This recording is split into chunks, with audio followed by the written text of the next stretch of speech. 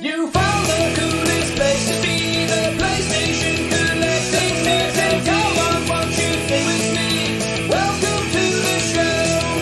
Gather round the boys and girls, collectors from around the world. Let's show the people what they need to know. Welcome to the show. Gonna talk to guests when we got the best. Gonna put their knowledge to the test. Gonna laugh and eat, gonna live the dream. Gonna show you things you've never seen. Gonna sing a song to the break of dawn. Gonna rock this party all night long. So come on everybody, let me see you dance. Get yourself ready, you got one more chance. You found the coolest place to be, the PlayStation collecting season. Come on, won't you sing with me? Welcome to the show. Gather round the boys and girls, collectors from around the world. Let's show the people what they need to know. Welcome to the show. Welcome to the show. Welcome to the show. Welcome to the show.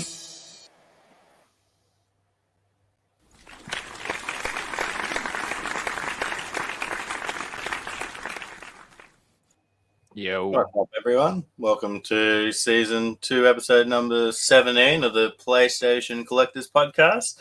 And tonight we welcome back dStreet to the show. What's up, Devin? What is up? Good to be here again. Welcome back, man. Thanks for coming back. What have you been up to since we've seen you, man? Well, a lot has happened since the last time I was on. Recently got a new job in my field in IT that has caused me to move downstate in Michigan, that I'm now staying with family, actually. And the new job, it's going awesome, pays a lot more, therefore can get more cool stuff.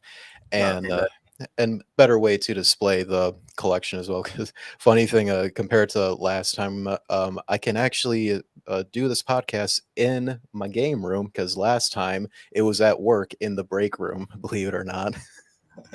Because they had god-tier internet there, while at my previous place I was staying at, like, it was terrible, inconsistent internet that didn't want to risk any technical issues. But other than that, life's been good, despite some big issues that was happening like a month and a half ago that prevented me from doing content, especially like doing like the move and other things going on, that I just couldn't focus on content on my channel. But everything's good now, though, that I'm now getting back into uploading on my channel. That if for some of viewers that watch me, I've already uploaded 2 pickups videos, and should have the next one for August up possibly Saturday or Sunday, more than likely. So do stay tuned for that if you still want to see some goodness. Awesome, man. How's your YouTube channel going? It's been like at the same spot, but like very like slow growth still. But I am now that I am back to doing content, I do plan on venturing into other forms of content, whether it be like discussion pieces. I will be doing more live streams now that I have more equipment, like this camera here. It's much better quality compared to a garbage Elgato face cam that I previously was using. But like, I'm happy with it now. I'll be satisfied with the content that I'll produce, because for me, I want it to be high quality, so it's something that everyone would watch.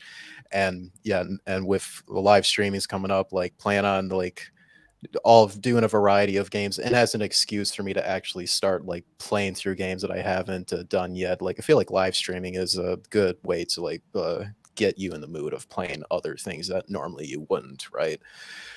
So yeah, I believe for future projects for the channel, it's going to be coming pretty soon. So yeah, do look forward to seeing more of it inevitably. And for everyone who doesn't know you, what's your YouTube channel's name, Devin? It's at dStreet319 on YouTube. Be sure to go and drop a sub, guys. He's got some really awesome content, some great pickups. I always drool at the photos that you show in the thumbnails of the games. When you see those opportunities on local stores or stuff like Facebook Marketplace or Craigslist, where they list stuff and you can tell they have no idea what it is, and they just list like a generic name because like they don't know anything better. So as soon as you see that, you instantly like like take advantage of that because of course they're going to be selling it for way less than what market value is. Hey, you mentioned you improved your camera quality. Your audio sounds amazing too. Yeah, it's a nice microphone. I was thinking the same thing. It's a really nice. It's the Rode Pod mic, which is connected to a Wave XLR. I did like I believe I used that at the last podcast, but that was like on the fly, so I didn't have like enough time to like properly configure it. So that's probably why this sounds a lot better now. No, I find audio is more important to improve than video quality. Yes, I totally agree. If you've Have got better better audio. audio, people will click off the YouTube video faster than anything. Yeah, 'cause if they're dealing with a high pitched noise, like they don't want to let that destroy their ears, so they're gonna click off right away. I had some trouble with my earlier videos where my voice wouldn't get picked up by the microphone, and I wouldn't realize it until I'd released the video, and then you listen back and a few words get cut out, and it completely ruins the experience. Oh, yeah, and listening I've refilmed a few of those videos. Oh yeah, and also listening on its like other devices besides like your computer when you're editing it, like actually listen on like a phone and like any other device, and it'll be like a different experience almost. So you'll eventually find the sweet spot for audio levels if after you've been doing it for some time. Yeah, you're spot on there. I tried to get into the habit of when editing, putting in headphones because it's a completely different experience than listening through speakers and different things like that. Hmm. Oh, dude. I mean, you're talking to someone who mixes music. Like, I'll listen to it on these headphones, and then my other headphones, then in the car, and then my girlfriend's car, and then my main stereo. And then you have to because it sounds totally different and things get totally lost in the mix. Or something will be way too loud in the mix on like, it's just, you never know. It's like, yeah, something might sound amazing on like $1,000 studio monitors, but that does not mean it's going to sound good on someone's AirPods. So, Hmm. Yeah, exactly. Yeah. And if it doesn't sound good, then they're probably going to click off. And, what's the point of going to all this effort if, you're only going to get viewers listening on $500 headsets or listening on computers, vice versa. Well, I recommend like at least $1,000 headphones for listening to this podcast for sure. I mean, I don't. Anything less is just not cutting it. Mr. Audiophile here with the giant subwoofer right behind you there, if that's what that is. Me listening through my computer and monitor. Yeah, there you go. That's what you got, so make the most of it. So I used to be like really into audio, but then like everybody else, when MP3s came out, I was like, yeah, this is easier.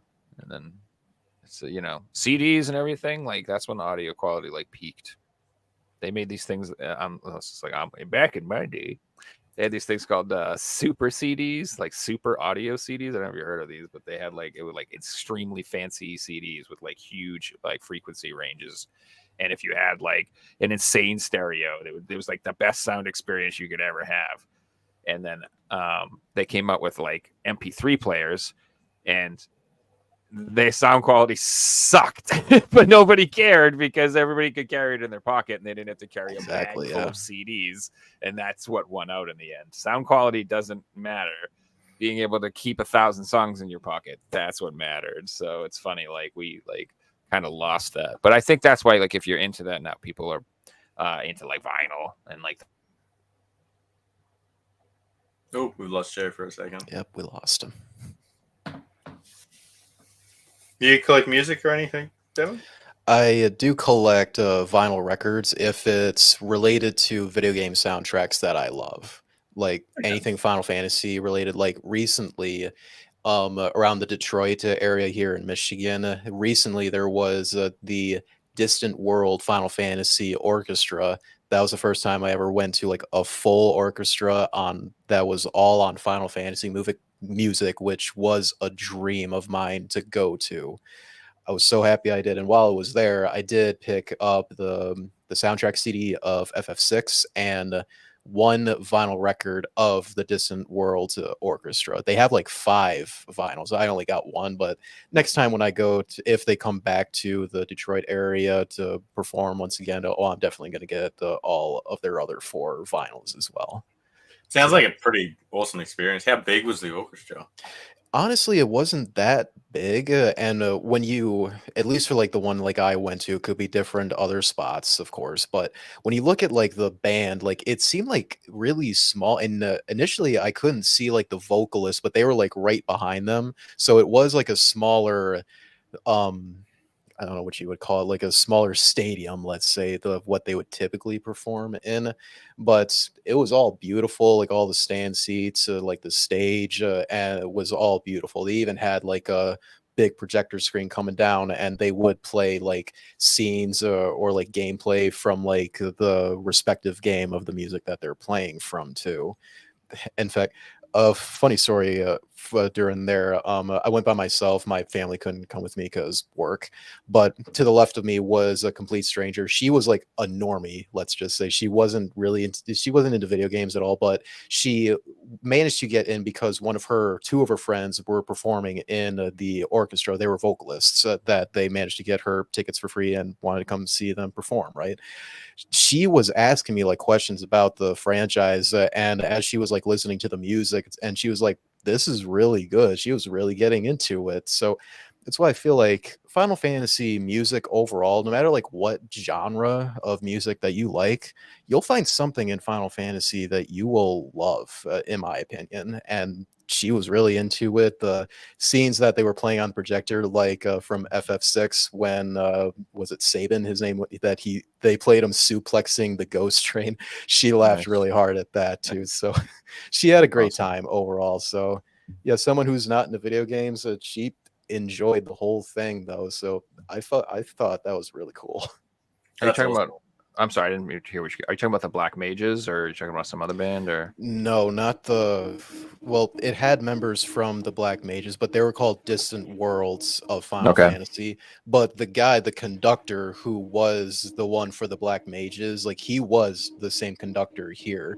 He's that's basically cool. been like the one conductor for Final Fantasy orchestras for like the longest time, it seems. Because I remember back when Black Mages was going around like many, many years ago. I remember like he was the conductor there, and it took for a second for me to recognize his face when they started doing it at the one that I went to recently. So So you're saying he's got to be like at least level like 96 by now, is what you're saying? in like FF14 for sure. Yeah, Oh, he's okay, he's a big fan of that game when he all right. was when they were in between sessions taking breaks, like he does throw out comments of like who's all excited for like this recent thing coming out for 14 at the time. So yeah, he's a big fan of the series, despite that he looks like he's like 70 years old now. I am. Intermission, he goes for a quick raid. Right. Mm. Were you guys feeling the Final Fantasy hype today from the announcement when they announced the Rebirth release date? I am I really excited for it. Really I am. love part one. It'll be great. I like started the video. I immediately skipped all the way to the end just so I could see the release date because I want to Mm, go in completely blind. Because typically for games that mm, I know I'm picking this up day one and it is going to be good. I want to go in completely blind. I've been like that mhm. ever since Dark Souls 3 back when that came out, and I I know can this is going to totally be get good that. because I've even though I know like how the story is going to go because it's a remake of one of my favorite games, but they're still going to be adding a lot of new stuff to it though. So I want to Mhm. go in blind as completely as much as possible. Well, let me tell you all the stuff I saw. That no, I'm just kidding.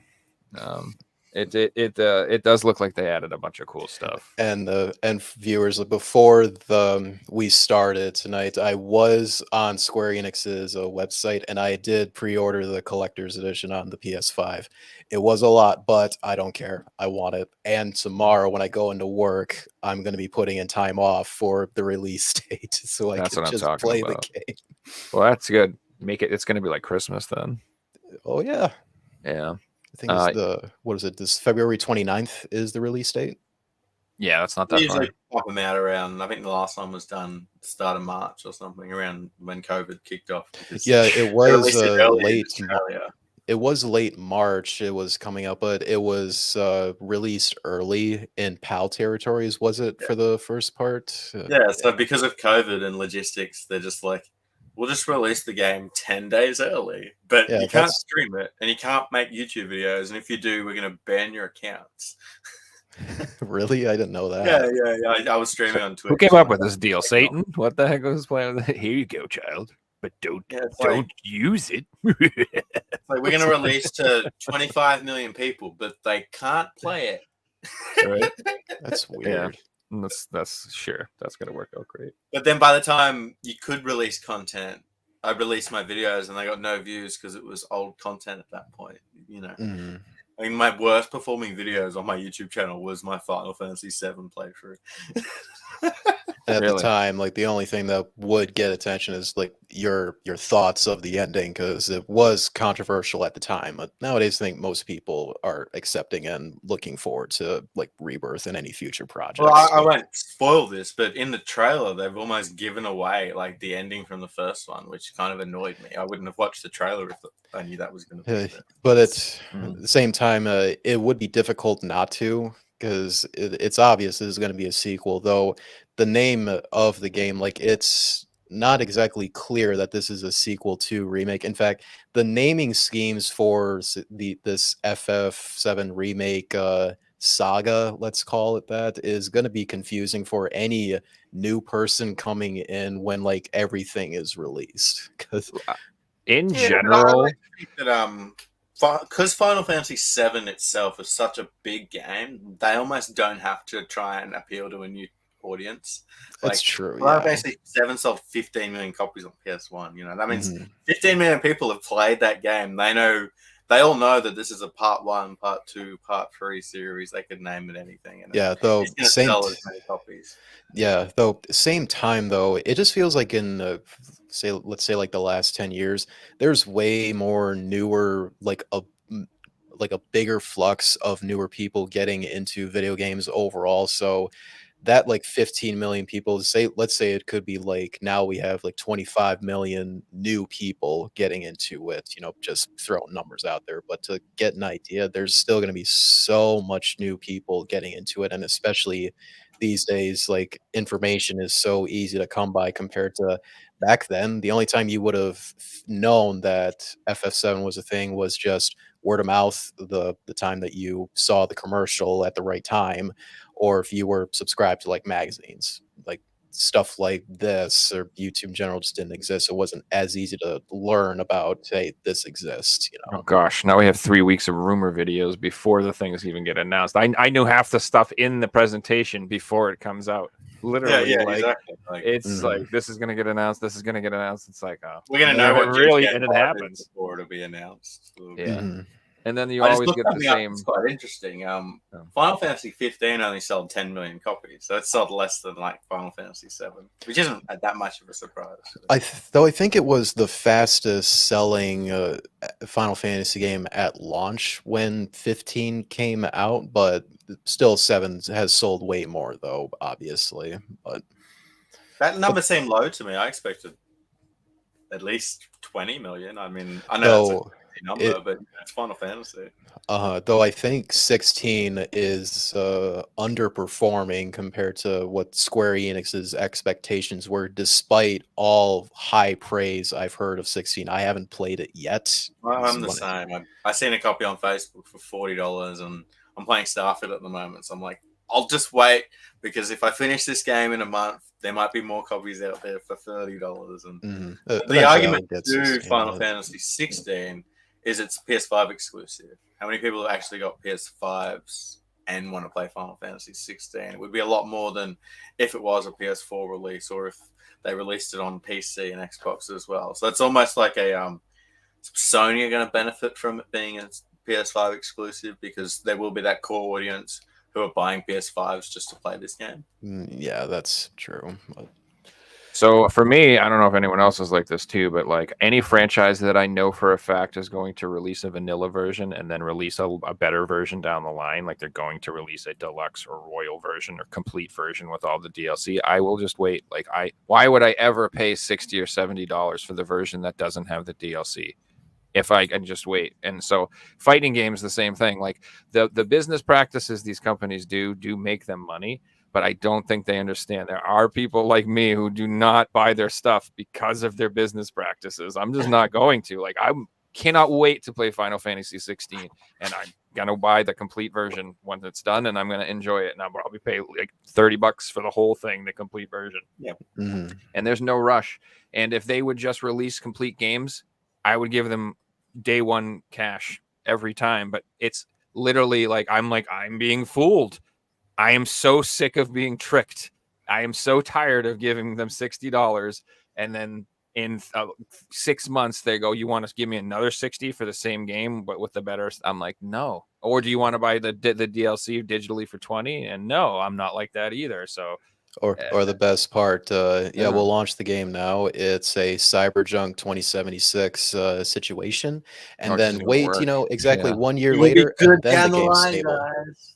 Yeah, like exactly. Like why buy No Man's Sky at launch? Why Yeah. buy these games at launch? Like I just the hype. It's all about the hype, and it's the FOMO, and it's I can understand if you review games or you're streaming games, you got to play the flavor of the month. You got to keep up with the Yeah, because it's your Joneses. livelihood. I get that. That's one thing, but dude, I'm like my backlog. I'm still trying to beat games from 2016. I'm not in any rush. Yeah, That's you what see you're the shelves saying, behind Joe. us. We have Um, so much to go through, anyways. Like, we'll get to it eventually, and it's probably going to be better by the time we do get to it. Who knows? I'll tell you what you were saying before, Joe. Like, I have bought these games at launch. Like Final Fantasy 15, I bought it at launch. I played it. I didn't love it. I enjoyed it. The end wasn't that good. They changed the end afterwards because it wasn't that good. But I haven't played the DLC. I'm not going to replay that game to play the DLC. And if the DLC was amazing, I've missed out on that experience.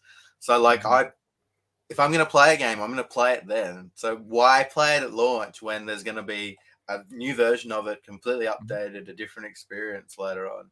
I just want to add one thing. I'm playing Starfield, as you know. That came out 2 weeks ago, and I'm 2 weeks in, and there hasn't been a patch yet, which is pretty impressive. I'm 50 hours in the game. No day one patch. This is That a is massive impressive. open world game. So, like, we criticize companies when they do bad things. We also have to give kudos to companies when they do good things, and that's Bethesda. Like, oh my god. The time that you suddenly do it, that when it's not a Doom game. After what they've done the last 2 years, they needed something like this. So, yeah, good on And them. Yeah, I think especially Fallout Micros- 76. Yeah, it was bad. That was Sorry, so embarrassing. And exactly. it was just like every month with Crap Out 76 that it was just new bad news article, and there was like a new one every single month. It was just never ending bad publicity for that game for like 2 straight years, it seemed. Do you remember the I can't remember what it was called, but it was like this subscription fee that cost like $100, and they gave you access to like this unlimited inventory box and like one other thing I don't remember what it was. But when that first came out, I remember people would put their stuff in the box, and then they come back later on, the stuff was gone. So you dropped $100 that you only have access to a year. It's something that should have been in the game, and you put the stuff in there, like stuff that you probably grinded for hours on end and probably like the best gear in the game, put it in there, and it's been eaten. You can't get it back. It got worse though. Did you hear that players found, like, every video game has a secret room like that includes every item in the game. So when developers are making the game, they can go to this room and grab assets and put it into the game. And players are never meant to be able to find this. Like, there are a few games where players have found it, but this is an online MMO. Players found this room in the MMO and were putting unlimited items into this game, like completely destroying the economy. That destroys, obliterates the game. And a game that included microtransactions. So there are people paying money against people who are literally hacking the game. Mhm. Like, I don't. Oh man, I am so confused about people who pay money to not want to have fun and to finish games. Like I remember, yeah. I remember like Diablo 3 when it came out. And you remember how that had an auction house? I played with like a group of people, and I had one friend who dropped like a lot of money on that auction house, and then he was like, "Well, now I'm just not going to get any gear better than what I have, and I don't want to play anymore. I'm like, congratulations, you just paid $100 to not want to play the game anymore. What? Congratulations. I'm going to go have fun and grind some gear And play the know, game and enjoy myself and get some upgrades. And you've literally just paid to feel good about yourself, and now you have nothing to do. So think about what you've done. Yeah, and But the he only bought the digital excuse version that too, right? Yeah. What's that? and the But he bought the digital version too, right? Oh, I have no idea.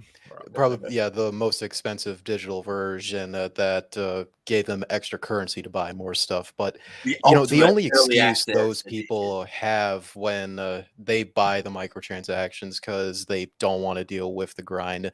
Oh, it's because like I don't have time to get all this stuff anyway, so I'm just gonna pay money to get it. Well, even if you pay money for it, you're still not going to be able to play the game anyway. So I don't understand your excuse here. It makes no sense. But then again, not my money, and you do you at the end of the day. Then again, I wish you wouldn't, because that's given companies bad ideas for bad monetization practices. Even if it's not like buying, I remember like in Borderlands 2, like I was playing with a group of people, and they were like, they hooked up with some people who were hacking everything and duping all their gear, and they gave them like 55 legendaries, and they tricked out every socket, and they were like, you ready? And I'm like, dude, I don't want all that, because then the second you give all that to me, we're done the game. There's nothing else to do other than get the loot. So if you just give me all the loot, we're gonna be done. Yeah, What are we gonna do? We're gonna just go kill everything and be like, hey, we're so cool. I'm like, that's boring. I don't want to do that. We're so overpowered. I wanted to play. I'm just like, I feel like people don't understand what they're paying, like what the challenge is the fun. The ending is getting the stuff. So if you skip to the end, you've skipped all the fun. I don't know. And it doesn't matter what the game is. If you hack the game to its extent, you're going to be finished with that game in 24 hours. I hacked, remember The Simpsons Tapped Out on iOS? It was like a phone game where you made a town of The Simpsons. I played it every day for a couple of years. And then one day I hacked my account and I got all the donuts in the game and bought everything. And then I didn't play it after that. It just completely ruins your experience. Probably a good thing because it was an iOS game, but same principles move over into console gaming and the PC gaming, etc. There's nothing wrong with so there's a difference, I think. So you ever play like GTA 3 and just put all the codes on and go on a rampage? Yeah, but that's different. So I'm not saying different. you can't do stupid crap and have fun, but I'm saying in a game where loot progression is the game, you shouldn't buy all your loot or just have someone give it all to you. I could see maybe buying one thing to give yourself a little boost so it ain't so hard, and then maybe it's a little easier and you get to play or something, but you don't buy all of it. No. It's something that we don't really talk about, and it's cheats in video games, in particular old school PS1, PS2 games. They all had cheats built in. Well, today those cheats have almost been replaced with DLC. If you want big head mode, you got to pay $1.99. If you want, to do all this, you got to pay for it these days. Or in I have so much fun with just random cheats in Grand Theft Auto once you finish the game, and then you just turn on a couple of cheats and play it like that for a few hours and different things like that. What if GTA 6, they still implement cheat codes, kind of I'm sure even GTA 5 still had cheat codes just like the older games, right? I can't even remember. At least for GTA 4, you had to put in I know for GTA 4, you had to type in a number on Nico's cell phone to activate the cheats. I do want to say GTA 5 had cheats, but I just don't remember how they worked. So if they come out and GTA 6 still has cheats, just like the older games, wow, you guys are AAA game developers. You guys are the only ones doing stuff like that these days. With an online ecosystem and economy, I don't see cheats being a thing. If you have cheats, but you single player experience. Well, that's what. As long as it's if you have a cheat enabled, you cannot bring your character into the online environment or something like that. You know what I mean? You shouldn't be able to buy everything on the offline and then go online with everything or something like that. Which I don't know a lot about how GTA Online works, so I probably sound ignorant. So I don't know. It's two completely different game modes. It'll be you got to load for a couple of minutes. But that is a good thing to bring up. In terms of cheating, it's cheating's fine if you're playing single player games. Yeah. Yeah, Go I don't ahead. care if you're Go cheating in a nuts. single player game. You're playing with That's- other people and you cheat, you're a piece of shit.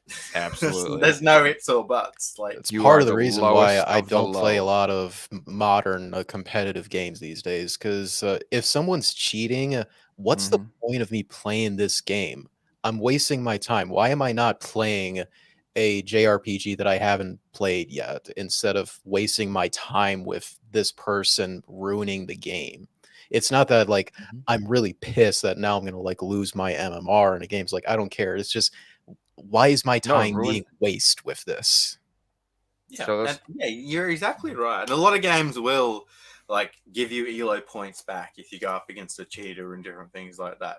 But they can't give you back the time you wasted. Yeah. And that's that's something that you got to value important to yourself because it's your time. Mm-hmm. Yeah, and it ruins the game for everyone. So it ruins the game for you. The person who's cheating, really, like, are they actually getting any maybe they are like getting satisfaction out of it. I don't know. Trolling is what they mostly do it for. You know who suffers the most is people who are really good who don't cheat. Because now everyone says you fucking cheater. And you're like, no, I'm not cheating. You're like, everyone on this game cheats. You're hacking, you son of a bitch. You're like, no, it was a good grenade throw. I swear. Like, I know people who've gotten like kicked out of games and stuff because people just think they're cheaters because they're good. And so, and also like, it's just so now, and like anytime somebody kills like somebody and is good, they can always just use in their head as an excuse. Well, maybe they're hacking or maybe they're cheating. Like, so the whole experience is ruined because it's not, you know what I mean? Like, everybody's bitter, nobody's happy. Everybody, if you win, it's because you're a cheater. If you lose, it's because they cheated. It's because, you know what I mean? It's just everybody. It's stupid. I don't know. And for the developers and publishers, like they are missing out on potential sales because someone that was going to buy the game, but that they do constantly watch like streams of it. Now that they see like it seems to be rampant with cheaters, like they're not going to buy the game because of the current state of it, and that'll prevent like even current players from like coming back to the game. Therefore, they may be spending money on microtransactions possibly. So it really hurts the developers too, and why they need to implement a lot of stuff to prevent that as much as they can. Like all these like third party like hackers, like all the companies that make the cheats, like they're gonna still keep finding stuff. So it's a never ending battle at the end of the day, but it's still up to like the developers keep up with implementing as much 0-day patches or like vulnerabilities that could be there in the game that is making these cheats come into existence. But at the same time, I'm mostly done playing with competitive games, unless like one of my friends, like they want to play, is like, sure, we'll play. But my own time, I'm not playing competitive games anymore. It also doesn't help that I put nearly like 3,000 hours into Rainbow Six Siege on PC. So I feel like I got my fill out of competitive games. We all have that for a long experience. time. We all have that. Like, we had that game we put like way too many hours into online, and we're like, never again. Yeah, and I'm just PUBG going to play like against cheaters for 350 hundreds of hours, and you just put up with it. The thing that you brought up, Joe, is you brought up it affects players who are at the top level of skill. I just wanted to bring up one thing, and this has happened in so many different communities where there will be one of the best players in the world, legit in the community, has a reputation, come out 5 years later that they were cheating. Suddenly all their speed running records are being pulled down or they're being pulled off leaderboards. I played GeoGuessr and it's just come out that the #1 player in the world named Stick has been banned and he was just caught cheating. He's been banned in the World Cup and now all his records have been removed from the leaderboards. And you go back 6 months and there's all these people defending this one guy. He's a cheater. No, he isn't the cheater. He's the best player in the world. There's all these people defending him. Suddenly they're all like, well, he was a cheater. So like, do I want to even keep playing anymore? And it ruins that's what I mean. It ruins the community. It ruins the game. There are games like, I don't, there are games out there where I know people like say that the hacking has gotten just so out of control, like it just ruins the experience. I heard Apex is like a horrible. Like I heard there's a bunch of online games where it's just awful, and it makes it so people will quit or just go to another game. I don't know. Ask Dr. Disrespect. I'm sure he knows all of them. I'm sure he'll tell you better than me. I don't play enough of those. Let's talk about anti-cheat for a second. So PC have a really good anti-cheat system. Console doesn't. So there's a thing on console that you can go and buy device called a Zim or there's another keyboard device, hack thing. a Strike Pack. And if you look on Amazon, it's one of the top selling items on Amazon. Like this thing sells out at Walmart. Like it sells on eBay way more than it retails for. So people are buying this thing. Sony are well aware of that. This thing lets people take away recoil in games. Like it's prevalent in so many shooters, Call of Duty, PUBG. There's all these players using these devices on console, and they're being sold legally. There's a big problem with people using mouse and keyboard on console. Mhm. Console hasn't got this anti-cheat system like PC that aren't automatically picking up, automatically banning players. Like if you look at the amount of players banned on a daily basis playing Counter-Strike, it's like 50,000 players a day. Like that's serious numbers of players getting banned. And I'm sure it's probably the same 40,000 people every day and a few new ones are getting caught. But console cheating is absolutely rampant. And unfortunately, there isn't much being done about it. Because for like those devices you mentioned, like the only way that stuff really can be stopped is if Sony or Microsoft release a firmware update that prevents devices like that. But those same companies may create a new device that won't be blocked by it. So same time, it's just a never-ending battle for everyone at the end of the day. But Sony even sell their own versions of these devices. Like they obviously don't care. And until Sony gets into competitive esports, I don't think they're going to care. Here's the thing: do you think they really want to ban the people that are like using their services and into their stuff? Let me explain it to you this way: like I used to do security for a lot of companies, like just catching shoplifters and shit, and you know, I'd be like, "Do you want me to trespass these people?" And they'd be like, "Nah, let them come back because even though they steal stuff, we still want their like." The money they spend here occasionally from their EBT or their WIC or whatever, they come in and buy stuff. So even though they're thieves and even though we know that, we still want their business because if we ban all the thieves, we'll lose half our customers. Seriously. So it's like, that's how bad it is in reality. So in a gaming environment, let's say you got 100,000 players and 40,000 of them are fucking cheaters. You really going to ban 40% of your own base? Are you? What if they don't buy the next game? You just cost yourself 40,000 copies. Who knows? They probably stole it anyway. But the point, you know, the logic is, you know, hopefully if you keep all the cheaters out, you'll sell more copies to the good people. But you know, it comes down to like business. Down, you know, when these comes down, this like you said, do they really want to fix the problem? No, they want to like. Be like, oh, we give everyone a 30-day ban. Cut it out, guys. No, you should stop it. But please come back and buy Battle Pass Season 3. Thank you, or whatever. They don't really care. They just did like a positive PR statement, so that way people that did leave will come back, and therefore, they'll keep paying more microtransactions. So it makes sense when you put it that way. The issue with that is players catch wind of that, and then if all the top players are cheating, all their teammates are going to start cheating, and it's just going to spread down through the whole ecosystem, and then it's just going to become common thread throughout the game. Like I've been in gaming communities where I've known of cheaters playing for years, and they get away with it, and then they just do, you know. And it is what it is. Like I personally don't play any competitive. The only competitive game I play is GeoGuess. Like I won't play competitive games anymore because it's just not a good experience, you know. Like I've grinded leaderboards before and busted my ass to, you know, finish second and third, only to find out later on that the guy in first was cheating. And it's just like, well, you know, how does that make me feel? Like I put in 100 hours to find out that even if I put in that extra 50 hours or perform perfect, I was never going to get to number one because he was cheating. Like, yeah. Oh, for me, for like all those hours I put into Siege back then, I felt like at the same time I reached like my, say, like level cap for how good I can get at this game. So it also felt like I didn't have much of a need to keep playing because I like reached my end goal, if you want to think of it that way, to like my skill has been maxed out with this game. So just didn't get to a point where I'm just not enjoying my time with this game anymore. Not just because of like occasionally like a cheating the asshole would come into it, but just not having fun anymore. And if I'm not having fun with the game, why am I playing it? Which, you know, is something I want to ask a lot of people who play competitive games. Like, are you guys having fun actually? Dude, it's so No. funny that you say that. I have my roommate and he plays nothing but like online competitive games, and he's in there swearing, constantly smashing the keyboard, just that. I'm always like, "Oh, you having fun?" I'm over here like, just smoking the joint, playing Stardew Valley. Like, I'm having a great day, dude. I don't know. My freaking potatoes are almost done. Like, life is Who's good. that? What are you so mad about?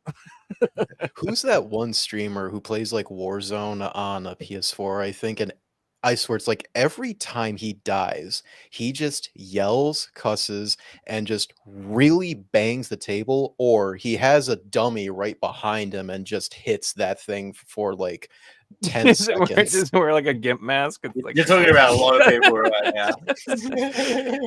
he's an abuse dummy. People who That's went through weird. multiple controllers and You guys are I don't get wasting your angry money playing for how much video stuff games. you're breaking.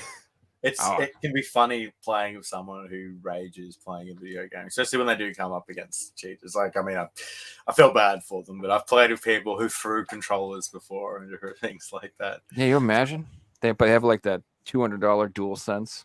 Mother, oh, bro, what are you doing? Oh my god! Yeah, I had friends like that back in the day that they'd get real mad, break controls, punch holes in walls and stuff. And that's always awkward because it's just like, you're like, all right, I'll just let you win, man, or whatever. Yeah, I even get scared if I ever drop this, in all honesty. Yeah. So the idea of me wanting to smash looks- this will never come to my mind, hopefully. No, that's what I mean. Not nowadays, especially as collectors, we're like, I don't even want to open my controller. I keep it in the box. Yeah, exactly. Or there was a point where I would have all my PS4 controllers and I have boxes for them all. So when I finish playing the game, I put it back inside the box. Yeah. My PS5 ones, because I bought the console, they are loose, so they just sit on my desk. Hey guys, let's move into today's main topic, and that is going to be talking about the Unity engine.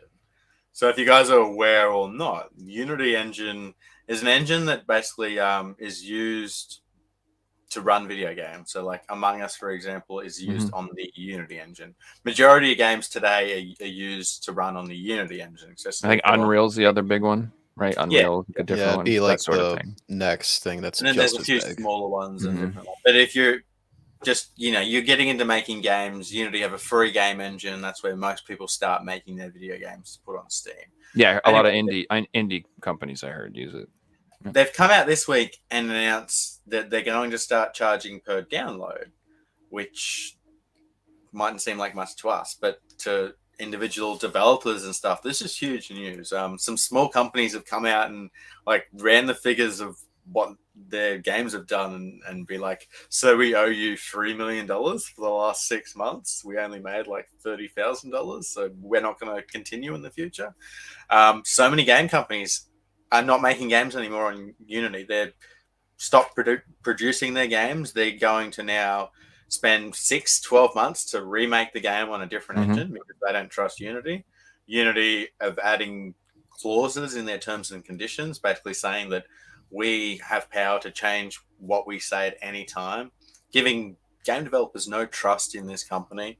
It's a really sour note in the gaming industry, and I can see this being like the strikes in Hollywood, where this is going to delay a lot of big games for a long time, and we're going to notice that in the next 6 to 12 months.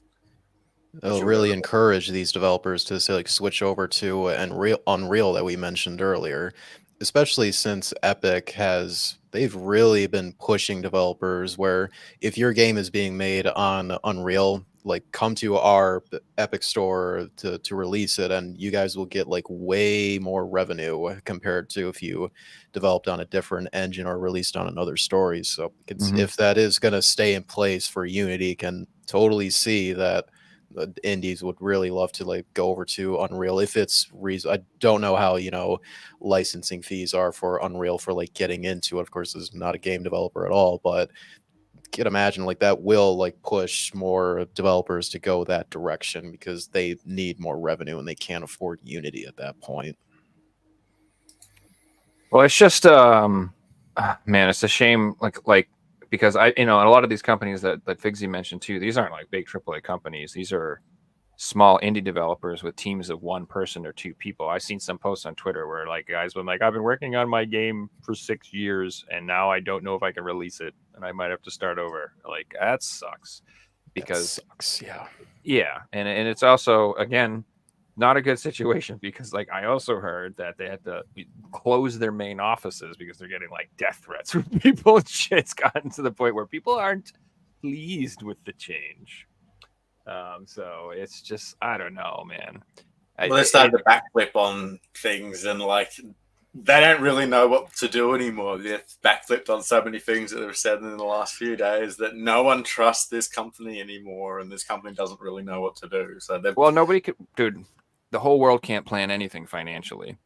Like everything's just like inflation's crazy, housing's, foods, everything's up. Like even game developers are like, now you're gonna make me what the heck? I can't even get paid for like I get it.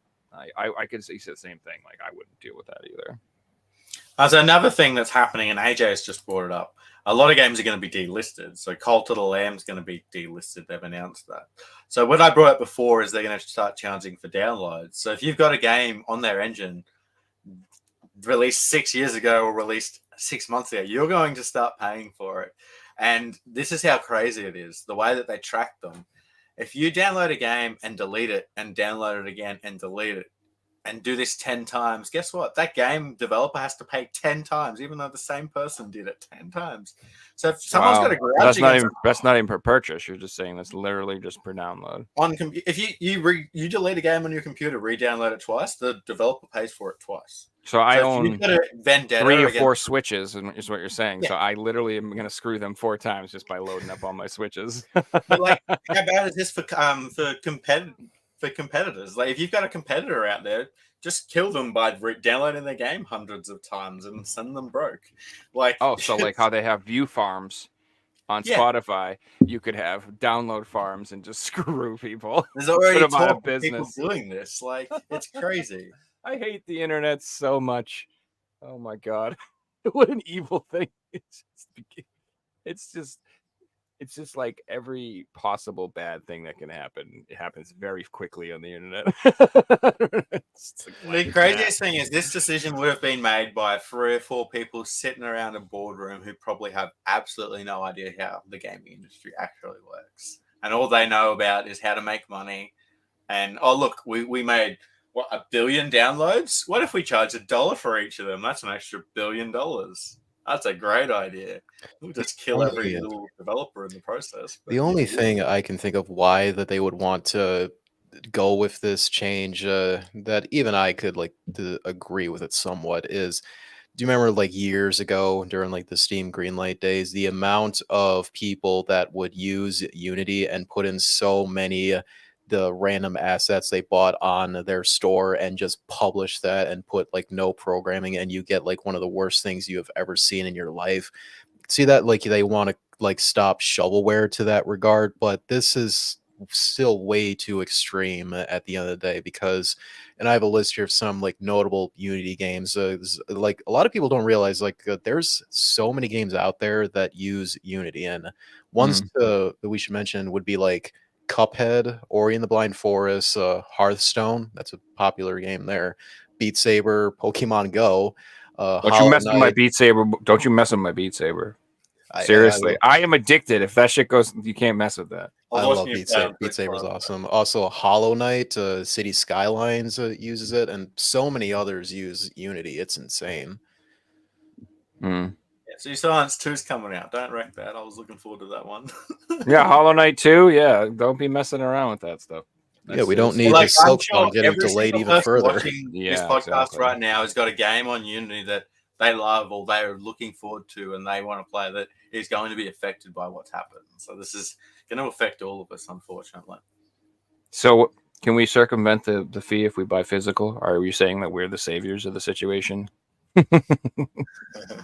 Only buy the physical, boys. No downloading, nothing. But I mean, even if you buy the physical, you're probably still downloading the game. Yeah, probably when you're like updating it, you're downloading something. So what does that mean? What if they patch the game and they have to pay everybody again if they do that? I mean, probably like the way that they set it up was they got interviewed, and it didn't come out very well in the interview. And the interview questions are very simple, like, how are people going to be charged? Are you going to know if it's individual people or per download? And They're like, yeah, I'll let you know when you get the bill.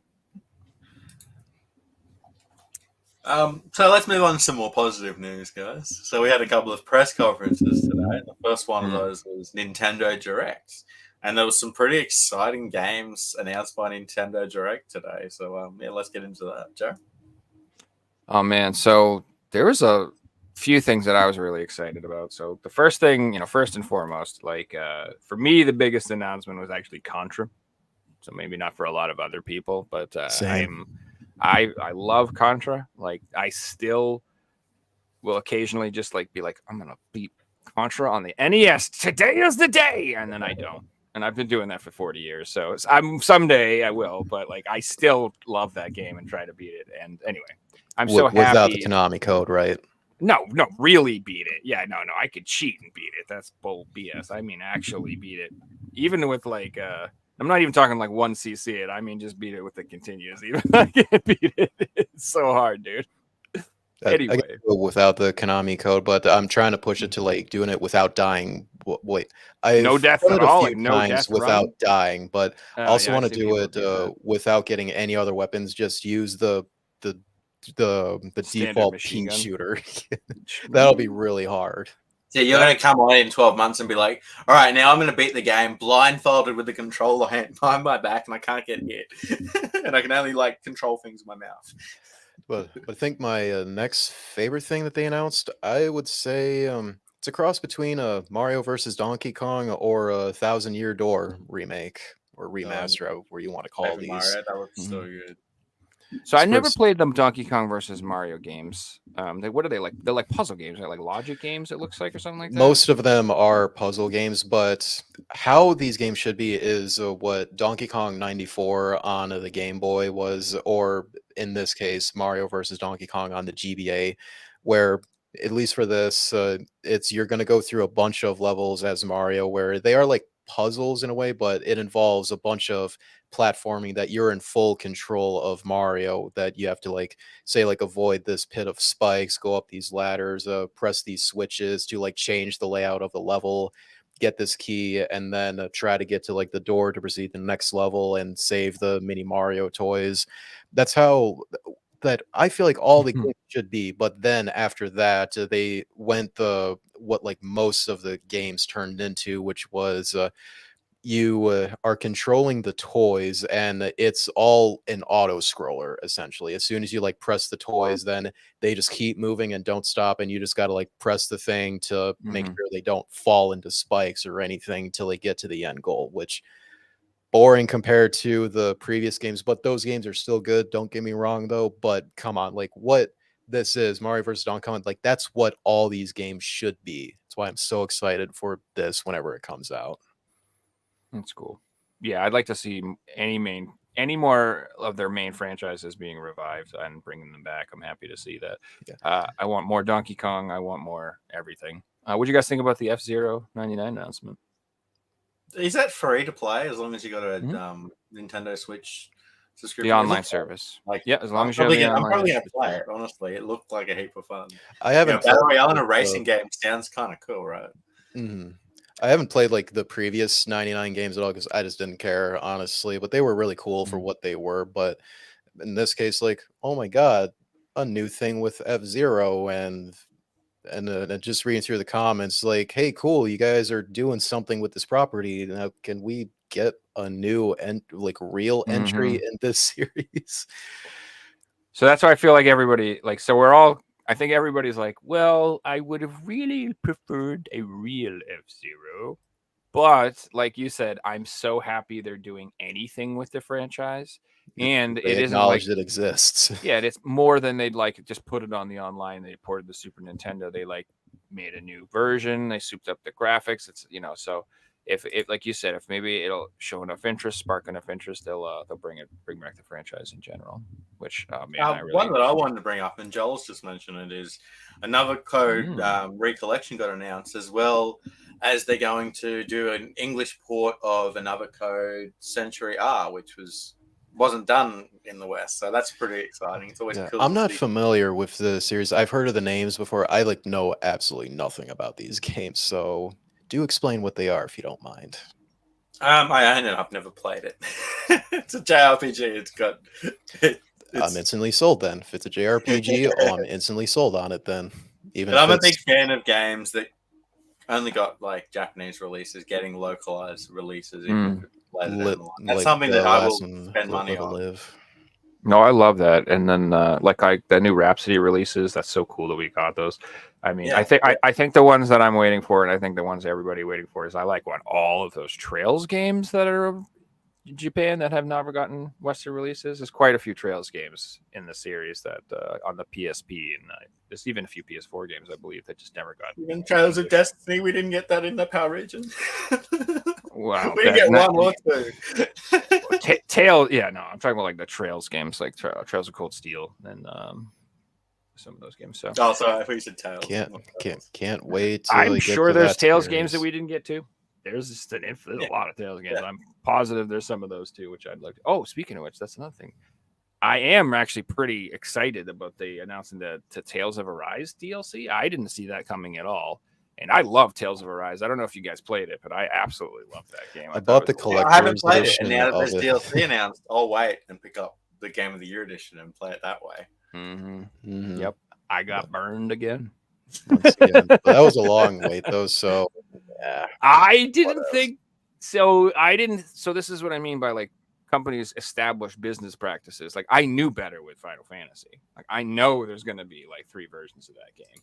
Tales of Arise, I didn't know that. I didn't know there would be another. There's quite a few Tales games, and there's not 3 versions of each game. It's just Tales of Systeria or Berseria or whatever. You know what I mean? So I'm like, this will probably be the complete game, but they got me. That's okay. There was a announcement that Tears of the Kingdom isn't going to have DLC, and I'm actually thankful for that. I've still got 50 to 100 hours to finish in this game. It's almost overwhelming to think, I've got to put in another 100 hours to play the DLC as well. I'm like, great, they're going to start working on a new one. That's where the effort of the DLC will go. And look how good Tears of the Kingdom was off Breath of the Wild. And it's better for the game itself overall, because that just lets you know, it's hey, this really is a finished, complete game at the end of the day. If they're not going to be doing any major expansions, which that there can be a lot of good coming out of big expansions, but for the most part these days, it's just exploited at the end of the day. So I think they need to put a bookend on that game. I think they need to wrap up Mario Kart 8. And I think we got new DLC coming. Yeah, I know, but I'm finish it up. Game. They're not going to finish it up. No, that's fine. Finish it up, and then when the new Switch comes out, you can sell me Mario Kart 8 Deluxe, Deluxe, Super Deluxe version, Ultra Deluxe, Deluxe Championship Edition, whatever the fuck it is. Go ahead, I'll buy it. But then please just give me 9. For the love of God, just release 9. Can we move on, guys? Let's do it. Let's get Metroid Prime 4. Let's get Mario Kart 9. Half-Life 3. Yeah. Okay. Well, now I mean, they should release it. They should release Half-Life 3, and it should be a match 3 mobile game. Speaking of, can they release Half-Life Alex on PS4 2 already, so I can play that? I mean, I already played it on Nintendo Direct over on Discord when Mario Kart 8 DLC got announced. It's that was expected. Yeah, whatever. Yeah, that's not surprising me. I'm really surprised they didn't do any new content for that game for a long time, and that game came out in the first few months of the Switch's existence. I think it was after the system was 3 or 4 months old back in 2017 that they released Mario Kart 8, and it took them how long to start doing DLC for that game, which at the end of the day is still originally a Wii U game. I'm surprised it took them forever to come out with any Mario DLC. Kart 8 is Nintendo's Grand Theft Auto 5, and it's the a same business model. It makes them money. Why would they make a new one? I mean, I can't argue with the logic. It's if you check the top 10 games sold, it's always there, like always there, since the Wii U. Like it's just it never it. So again, I can't argue with it from a business perspective. But like I said, it's okay. You'll do just as well with Mario Kart 9, guys. Just let it die, please. Super Smash Brothers is the same. They can just keep releasing new characters, and it'll sell just as well if they made a new game. I don't know how that's enough. Like that, the version that they have of that game now is so insane. How many characters they have, and I don't know how they're going to top overwhelming how much characters in there. Like, what did they do in the next game? Are they going to release it with all those characters again? Like, no, they're going to have to. The next version of the game will have 50 less characters off the bat, right? Like, how else do you do it? It's just, I don't know. But the crazy part is they don't just have characters. Every character's got their own amiibo, which everyone who gets into the game buys the amiibos as well. So if they release a new game that doesn't have compatibility for all these amiibos people have bought, suddenly there's anger in the community, All right, then they're just going to sell all their amiibos just like I did back then. I used to have a full sealed North American and JP exclusive set at the time. Oh my goodness. Yeah, no fun keeping up with that. I just got fed up with Nintendo's business practices, where the part that really killed it for me was when Skyward Sword's Loft Wing came out, where they literally locked a very good quality of life feature like fast traveling behind a figure. Yeah, that's not right. Yeah, that was the final nail in the coffin. Like, I'm not supporting this type of business practice like this, especially of how hard it is to get these sometimes. So in that case, took like 3 totes filled with like a lot of the sealed ones and just took them to like a local game store, and I made bank. There you go. And the most expensive one at the time, it was this Japan exclusive Monster Hunter one. I can't remember the name of it because, it's a weird Japanese name, of course. And I sold that on eBay at the time. I think it was like $700, $800, and like, holy crap. And I got that MSRP when it was like $25 when I got that. Same for the Box Boy amiibo, which is a lot of people's holy grails for amiibos, which the thing with that released in like the bundle, kind of like the Mega Man Legacy Collection 3DS bundle, where it came with a gold Mega Man figure. It was the same thing for this Box Boy one. But how I went with that, I took the amiibo out because the way it came in, like the big box itself was open, but like the game itself and the amiibo was still sealed. So that's just how it came in the mail.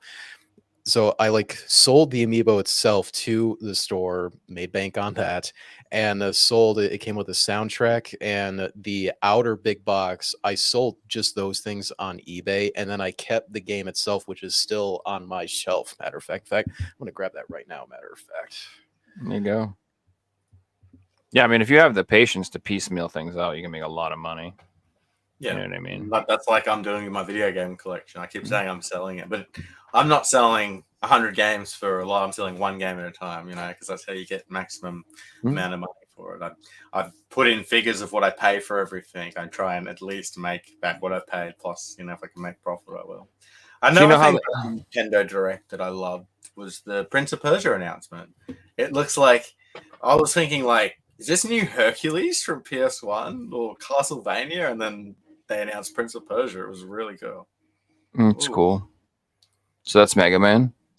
This is a Box Boy. The trilogy. It's a Box Boy.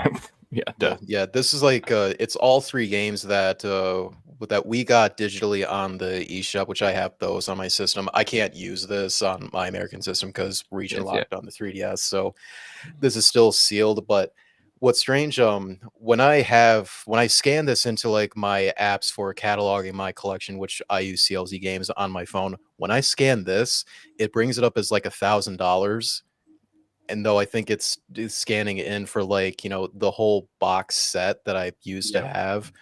So that's like the one thing where like, this is really off, but this is still definitely expensive because I think this is still the most valuable Japanese 3DS physical game possibly, because if it really is selling for like that much on eBay for the full kit, then just like the game itself is still up there at the same time. So So yeah, I wanted to be done with that amiibo because just amiibos in general was done supporting them, so got rid of that. But I still wanted to keep this itself because it's a physical release of really good puzzle games on the 3DS that we only got digitally. So pretty cool to have a physical of that, and it's gonna stay sealed because I can't use it anyways. Beautiful piece, and It it's is got a very piece nice. of history. Oh yeah, a piece of To it as history. well. Like, you told a story, showing it to us. And that's my rule on keeping a game. I want to this might sound cliche, but if I can't like go on Instagram and make a story about it, what's the point of me owning it? If it's not for one, a game I want to play, or two, a game I want to collect, then it's got to go in that second rule. If I can't then post about it to my community, then it's probably not a game I want to collect. Like I sold a copy of one of you guys bought it in the community, Germany's Next Top Model, and to me, like, I didn't ever want to share this game again. It's almost embarrassing that I bought this in the first place. So it's like, that's going on eBay, and one of you guys bought it and said, "Oh no, it's for a friend, Figs. It's not for me." No, that's a great way of looking at it, and I collect for the only two reasons I collect is games I want to play, or games that are collectible, that are cool or rare or hard to find or neat, or That like have an interesting story behind them for why they're rare. Then those are cool. Well, I collect for the artwork, like perfect. I want that Tekken cover I ordered to your house, Figsy. Like, let me show you. I own Tekken 7 Ways from Sunday. I can play the game a million times. Joe Rad's pickup for the week. But heck yeah, like that cover art is dope. So that's what they got in Japan and Australia, and like I just wanted the artwork. I love Tekken. I'm a huge Tekken fan. Like it's like a huge part of my like gaming life. From I've been like, and I just so that's what I mean. Like I want to soundtrack too, yeah, but there's like lots of fighting games that will do nothing for me, and I wouldn't want them in my collection because I don't want to play them. So I like you bringing up that you buy it because the artwork does look good, and that's like a big factor why I buy some physical games. Is like I like the artwork, and heck yeah, this is probably like half the reason why I wanted to buy this because the artwork honestly does look sick and will look like a good display piece for like when I have a shrine of like stuff based on this franchise because it's a big franchise for what this is from. Which game question this? Oh, there you go, buddy. That's awesome, bro. Scored this for around like $40 recently, and not bad. And I still think this is still way too expensive for what this game is. Because this game sucks. Like I love Godzilla. I love Kaiju so much. This game sucks at the end of the day. It's not good. Like I remember the reason I did not buy it back then was because it sucked a lot, and I'm sure that's why a lot of people didn't buy it anyways because they knew how bad it was. Look at Angry Joe's video on it. I think it's still one of his best reviews he's ever done. In fact, if you go back and like watch it, he does take like the game and he like literally slams it right on the kitchen floor, and like one of the corners is like snapped off when he like opens it up. And I just like question like if he still has that today and like he finds out how much it's worth and he's gonna rage like, really, people, you pay it that much for this? Funny how life works. But like, there's a reason that's so expensive, and it's not because it's a bad game. It's not because of Godzilla. It's because the license got taken down. So yeah, you can't get it on the digital store. It didn't sell well, so there's only so many copies out there. So like, there is a reason why it is expensive. But like, to the angry video game nerd, if he heard about it today, he'd probably be like, "What? I told you how crap this game was. Why are you buying it?" Like, it makes no sense. But honestly, the artwork does look really sick, though. It's really reminiscent of, say, like the original Gojira movie. It looks really nice, if I'm honest. So this will definitely be like a nice display piece when I have like more Godzilla stuff. Because as I said, I'm a huge fan of kaijus overall. So I guess that's the main reason of buying this almost. Something announced today. So Bandai Namco announced that they're selling 10 like 2-meter tall statues of Godzilla for like $30,000. Wow. Like they're legit, they're like 300 kilos each, and there's only 10 of them. All right, post the fundraiser in the corner. We want one for the show. Please donate, guys. $30,000 window every screen, and it will just for our Godzilla fund. It's really important. I know there's more important problems in the world, but we want a Godzilla. So, guys, before we get into the Sony segment, let's get into Figsy's quiz. oh It's boy, time to play the Figsy quiz.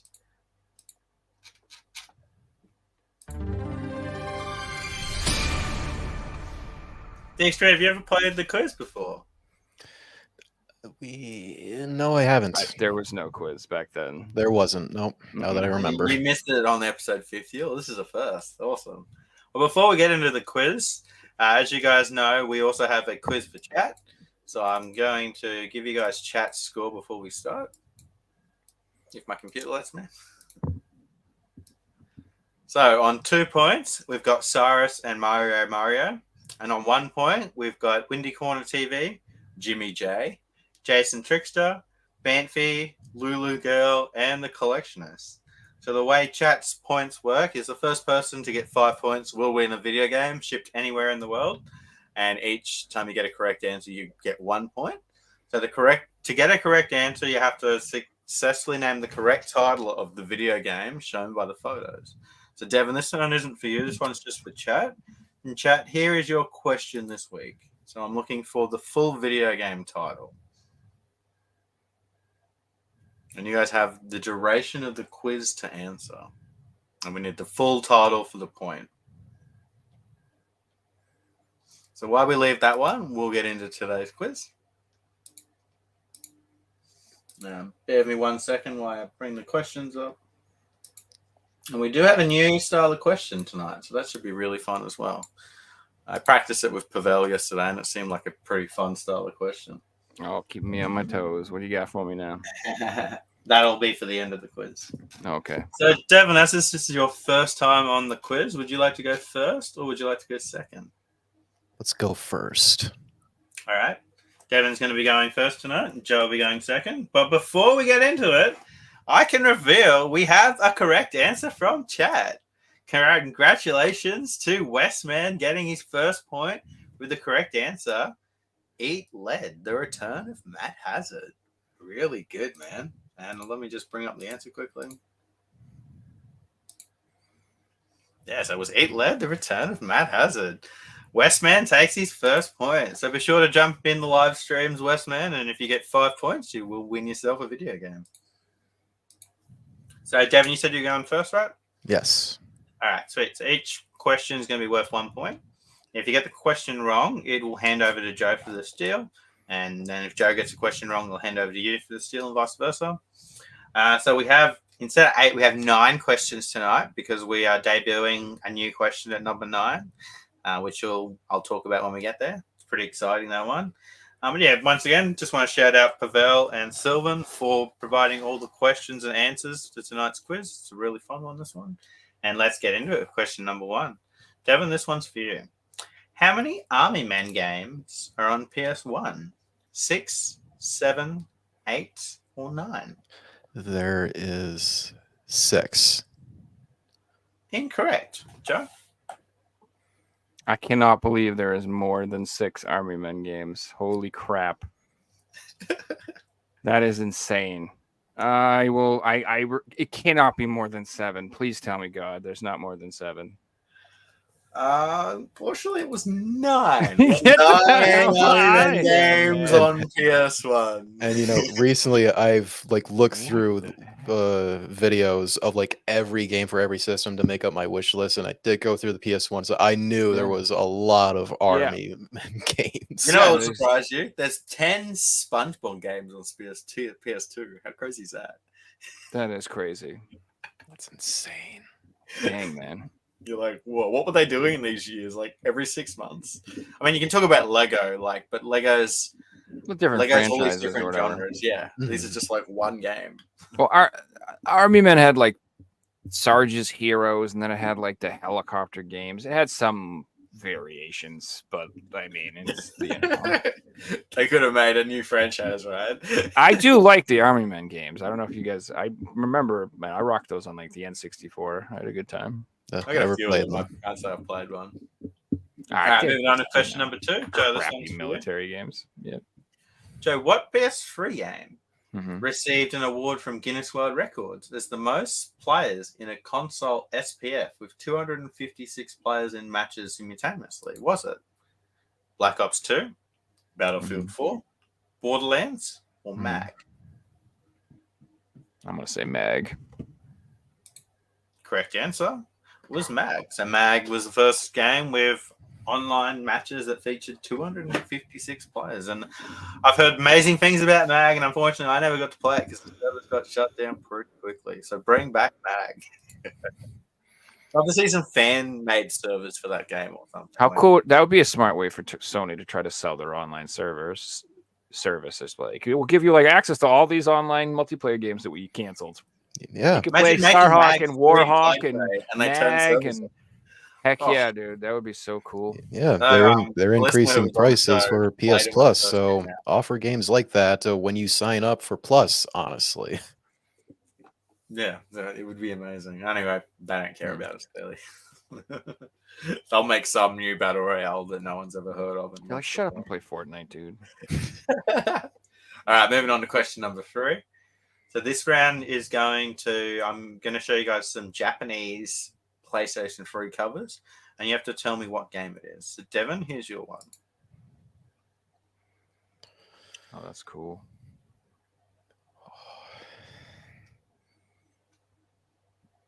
I don't know what it is, but it's cool. I've seen it before. I can't think of it. Don't know, Joe. It's yours. Oh, no, it isn't. It's not mine at all. It's probably not a Barbie game. I don't think it's a SpongeBob game. Probably not an Army Man. I mean, it could be an army. It could be, yeah. Yeah, there's a dog tag there. I mean, it looks like a horror game because everything's on fire and it looks scary and stuff. But I don't know. I will say Silent Hill. Do I need to be more specific? No, I was wrong. So Okay, we were looking yeah, for okay, cool. Infamous. All right, I that's feel like what I. too much action for Infamous, if I'm honest. Really but cool cover. For the It game. is. That is a sweet cover at the same time. When you take all that stuff out of Infamous, that actually looks sick. Yeah. All right, question 4. Joe, this one's for you. Let's do it. Okay, that's The Evil Within. That is the Evil Within. Cool. I mean, you gave me. I know you're a fan of the game, but if you hadn't played it, it Yeah. might have been a tough one. Yeah. Oh, I knew what that was right away. Hmm. All right, at the end of round 2, Joe's got an early lead of 2 points, and Devon's right behind him yet to score. But still anyone's game at this point, especially with our final question, which is potentially worth. Can you win 9 points? There will The be whole 9 game. points- There will be 9 points for grabs on the final round. I don't know if you So can there's win 8. There's 8 points and then 9 in the last question. Yeah. You'll be taking turns in answering. That's how it will go. Let's do it. All right, moving on to round 3. Devin, this Mhm. one's for you. What Nintendo 64 game that was remastered on the Switch had kiosks to print out photos? Pokemon Snap. It was Pokemon Snap. Those kiosks are very collectible. Oh, yeah. Have you seen the cars? There's like 20 of them. And like the people that own them hang out together and stuff. It's really cool. Even did you know the Super Famicom? They had those cartridges where you could like go to these kiosks and write games to it. That's how Fire Emblem 5 or Thracia 776. Like that's how most people got it, and yet that game came out in like 2000, like well into the N64. You could put it specs. on like floppies or something, right? Can you write to like floppies? That's the and bring them or some Famicom shit? disc system, but Yeah. the Super Famicom, they did look like actual Famicom cartridges. Just they okay. had like numbers written on, so you could probably like write what game is on there to like keep track of it. So really interesting to look into that. I recommend you look into it. It's really cool how those worked. That's neat. Okay, moving on to question number 6. Joe, this one is for you. What you got? Question 6. What game had the original name Race and Chase? Need for Speed? Incorrect. Devin? Repeat it again. Sorry. What game had the original name Race and Chase? It's not Ridge Racer, is it? Not Ridge Racer. So we were looking for Grand Theft Auto. Boy, is that a better name. That is. Race and Chase. Seriously. New Race and Chase 5? Yeah, that's Was that like a project name that they gave it when they were making Must the have game? been, yeah, something like that. well, Grand Theft Auto is so much edgier and Yeah. better for what that franchise became. Like, wow. Maybe well to change that name. All right, moving on to question number 7. Before we do that, score update. Devon's moved into 1 point, and Joe still got a lead of 2. Anyone's game goes. So questions 7 and 8 are going to be photo rounds where you have to guess the video game from the pictures, just like Chat's question. So Devon, this one's for you.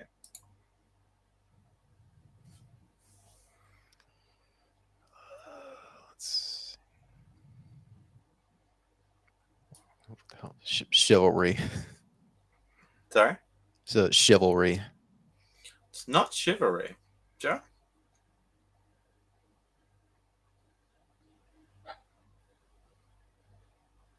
I mean, it's gosh. I mean, I'm thinking Death Knights, but I don't know if that's enough for like a whole game. Either there, it's Poison Knights.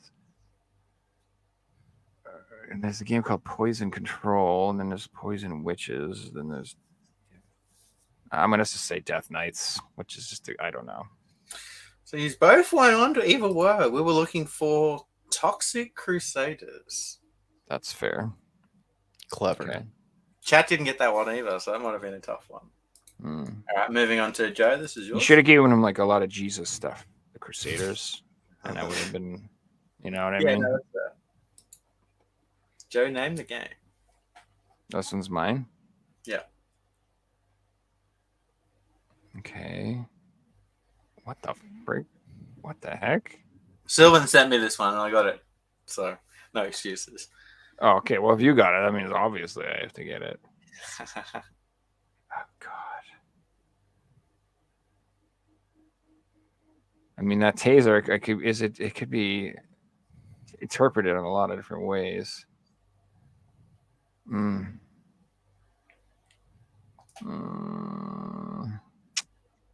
I pass. All right, Devon, the chance to steal.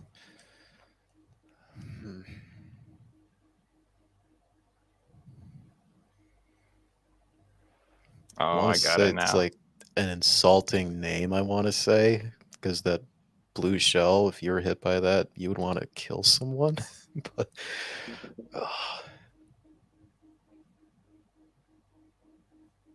I got nothing either. I don't know the first. It's shell shocked, but I don't know the first word. Right? Yeah, you're right. You just haven't got the first word. Yeah, I don't know. It's Eminem. He's a rapper, but I got nothing, bro. Put it together.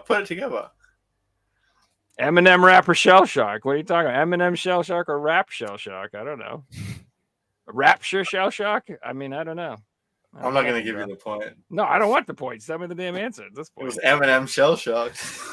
Eminem Shell So it literally is M&M's. Well, I didn't know there was an M&M's game. You got me. Okay, yeah. I did not know that. Yeah, I'm not gonna know about an M&M's Pal game, dude. I'm just not.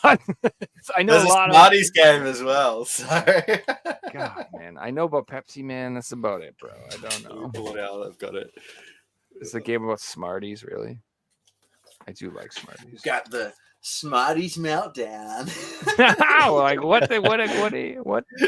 Best artwork ever. I mean, so what is the game? You sit there and you make your jaw hurt. Oh, like what the? I feel like it's gonna be like a Connect. Oh my god, they're 3D. It's an action game. Look at it. Like Call of Duty. Look, he's running around with little arms and legs and stuff. Oh god, dude. All right, guys. The score is Joe's on 2, Devon's on 1, and we are moving into our new final question. So this final round's going to be fun. I'm going to show you a photo with 10 different pictures on it. You guys have to guess the video games from this picture. However, you have 3 lives each. Every time you get one wrong, you lose a life. Every time you get one right, you get a point. Devin will start going first. It'll go Devin, then Joe, Devin, Joe, until you guys both either run out of lives or guess all the games. You guys understand the rules? Yeah. All right, Devin, you're up first. So tell me one of these games. Let's see, Resident Evil 2. Correct. Just one. So Resident Evil 2 was on there. And Joe? Resistance, Fall of Man. Correct. And Devin? Prey. Correct. Joe? Bully. Correct. Devin? Grand Theft Auto 5. Correct. Joe? Patapon. Correct. dStreet? The Pedestrian. Which one are you referring to? The signs in the top right. Incorrect. Devin's lost a life. Joe? Simpsons Hit and Run. Correct. That was the one in the top right. Uh, Devin? So I believe there's two more? there's 3 more. Three more? Sorry. Legacy of Kain. Incorrect. Devin's lost another life. Is that Hellboy on the top left? Incorrect. Joe's lost a life. Devin, you'll find a life. We're missing top left, bottom left, and the one in the middle on the right-hand side.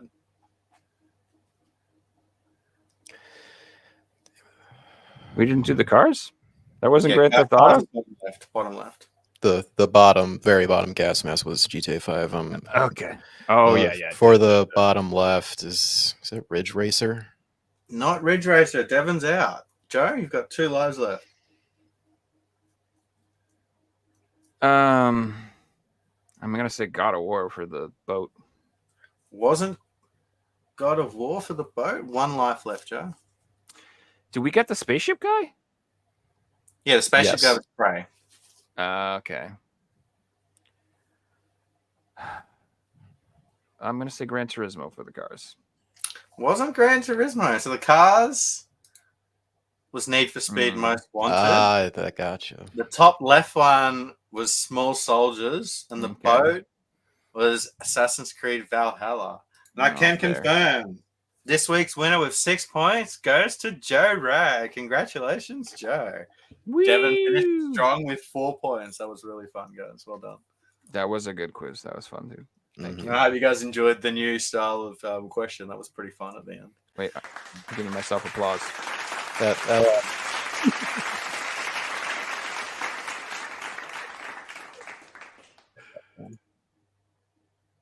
Devin started knocking out the points at the end there too, so I thought he was going to come home really strong. And that last category was really fun. And I like the Japanese cover thing. That's really fun too. Mhm. Yeah, Because that it's was- like I have no idea, but at the same time, like I still should be able to figure it out, sort of. You know what I mean? I Like can tell it's ya, like I may there are have clues. I may have like slight advantage when it comes to the Japanese covers because, as I mentioned earlier, I have done like projects where it's on the channel is called Video Game Library on YouTube. They have went through like pretty much every single system for every game ever released on those systems for like North America, PAL, and Japan, all like exclusive used those titles in their videos. territories. So yeah, I went through like all those systems and like made my wish list of everything I like want and can see myself buying, so I know exactly what to look for when I'm either on eBay or shopping locally. And let me tell you, that was such a long project, especially when you get to systems like PS1, PS2 is like, oh my god, there's so much stuff. Dude. So I got a Steam Deck, and so I did a similar thing, but you know, for what is it, preserving purposes? Yeah. So I made a list of like everything I wanted, and I can. So when everybody's like, "What's your favorite system?" It's definitely PlayStation 1 because I have on my Steam Deck. It's like I have 50 games for this system, 50 for this system, 50, and PlayStation 1. I have like 350 games. It's just like I love the games. The library on the PS1 is the dopest, especially if you have the work. all regions. Yes. Once you get, Mhm. I have all the Japanese shmups, all the European games we didn't get. Like there are so many good games we get on the PS1. The American JRPGs we didn't get. Dude, Mhm. so it's such a badass system, and I So love it. you so let me ask you this: did you Mhm. put what's it called LSD Simulator on there? No, I don't play that game. I'm all set with that. I know what it is, but I'm good. I would buy it if I saw it. That's But, not a is- cheap game anymore. That's like a You free. see the know. prices for Wicked that? Like, expensive. holy God, it is expensive. It's one of the most Yeah. expensive JP games next to Mhm. what are the ones be like Guy See Harmful Park, which Harmful holy Park, God. Guy Seed, and Little Ralph, I think. The one that Zero I students, really so want to right. get that is still exclusive, they're very expensive, and even then when I get I can't play it Japanese without it getting patched is Serial Experiments Lane. I don't know that one. It's No, an not playing that anime. one. It's originally an anime of the same name, and if you like stuff like Silent Hill, where the story, the narrative is like up to your imagination in some cases where it's a lot of visual storytelling, watch Serial Experiments Lane. In fact, the whole anime is up on YouTube. You can watch the whole series free, just like that, apparently. The best I can describe it is the anime came out in the mid or late 90s, and it basically predicted how the internet would turn a society to where like we lock ourselves into say like these online forums, so like 4chan really, and we turn into like completely different people when we're on there. Say like we are not social at all when we're out in public, but when we're in like online forums or chats, like we are a completely different person. It kind of predicted Lane kind of predicted that in a way if you look at it that way, and there's a lot of like creepy stuff in it that I can't recommend enough. It's possibly my favorite anime to date. That they made in Japan, they released a PS1 game based on it, but it's from what I understand, it's like a side story of the anime, so it's explaining stuff that was going on that we didn't see in the anime. So if you were a big fan of the show, you absolutely should look into this JP exclusive PS1 game. And sadly, Right. like the game itself is very expensive, but online people have like fan translated it, and you can go to like some websites and play like an online web version of it, and it's fully translated too. So there's that. But if you want the original copy, it's ridiculously expensive. The community's so good for things like that. Like I've mentioned before that there was originally a PS3 fans translation of Tales of Vesperia to be able to play because there wasn't a English version on PS3, only the 360 at one point. And it's awesome when the community does that. Hey guys, I think it's just about time to get into some show and tell, where we show some recent pickups and some stuff from our collection. I got a cat. Joe's got a cat to show off, so show us your There cat. he is. Hi, Oh. Mr. Kitty. So if you guys hear him on the podcast, there he is. Our star of the show now. Mr. I like to scream all the time at inappropriate times. So like when we do the morning podcast, like the European shows, it's like 7 a.m. here, and that's just like I eat kitty food time. So he just walks around the house screaming like, "Hey, everybody wake up and get back up home." So Because Stop we're showing our stuff, everything and like is everybody's food not going to be looking at it. They're going to be looking at him instead He's a good because it's boy. way more interesting to he's look a at. good boy. Yes, he is. That's cool. All right, I got some pickups. Who's going first? I got a pickup for once. You bought some stuff? You buy games? No, I didn't buy any games. Oh, all right. I got a pickup. What you got? So it's pretty cool. I showed it off yesterday. So as you guys knew, a few months ago, well, actually almost a year ago now, we had Sandeep Rai on the podcast, otherwise known as Too Old for Gaming, to talk about his upcoming book, which was It Only Did Everything, and it's finally here. So here is the full hardcover book. I really want that book. That's awesome, dude.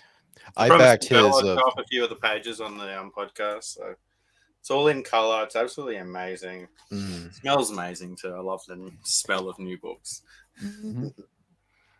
I backed his Vita books That looks as like well. really nice quality. Sadly, I missed out on the PS3 one, but when he puts it up on his Etsy store, that's when I'm gonna buy it for myself.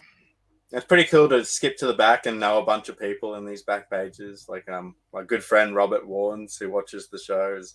Windy Corner TV's in here, so shout out to Robert. I recognize some celebrities. Colin in there. Moriarty. I feel like I know that name. He was a well-known IGN guy back then. Okay. I definitely know that name. He was like their PlayStation guy, you could say. I disagree with a lot of his opinions on stuff. Nowadays, That's probably why I know him too.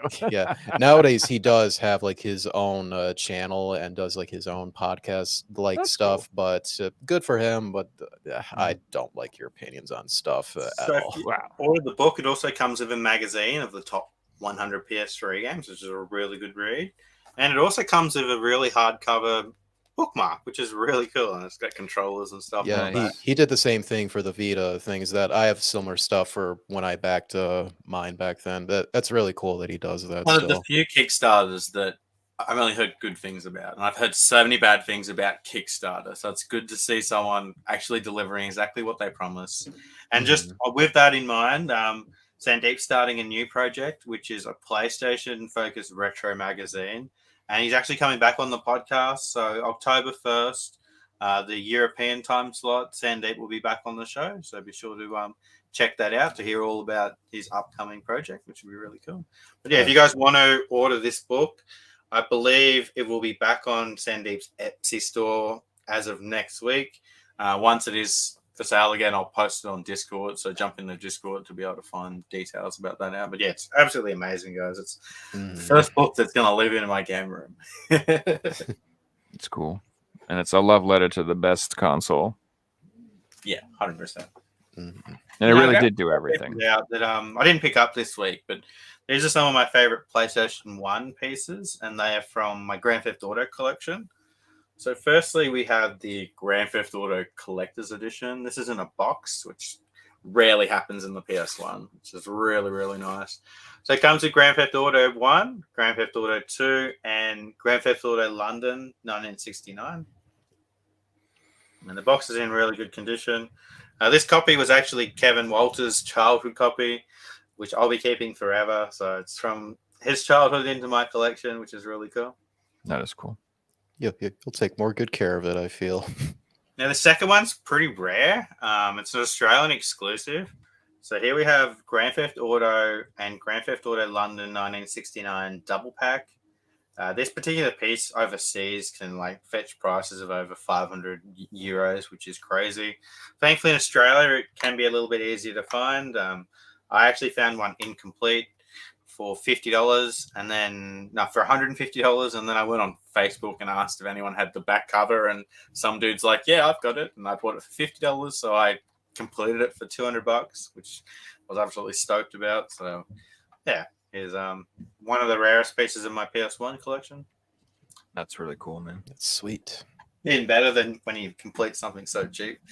Oh, that's the best feeling in the world. You get something you want, and it's rare, and you didn't have to pay a lot for it. Oh, that's the trifecta. Yeah, that's the dopamine hit we're all looking for. Oh, found Silent What do you Hill got for for $1. Oh my god. I got a whole bunch of crap actually came in just randomly. You know how it is. I didn't buy it all this week. It's just when you order like limited stuff, it's like I ordered this 3 years ago. It happened to show up today. So that happens often. Yeah. So it's getting to be spooky season. So I've been trying to get I'm back into kind of getting some horror games and stuff. So I wanted to buy some more stuff for my PS4 collection. So I already had this on PS5, but I wanted to pick this up on PS4 as well. This is Dread Out. This is a horror game that only got an English release in Asia, I believe. I don't know if the Japanese copy, if there is a Japanese copy with English, but this Asian copy here with the, where is it? This regional sign. This one has English on it. And yeah, it's a survival horror game. So if you're into collecting horror and you collect for PS4, this is one I would probably pick up because it's kind of a weird one. Not going to get released in the West. It did get released on PS5 as well.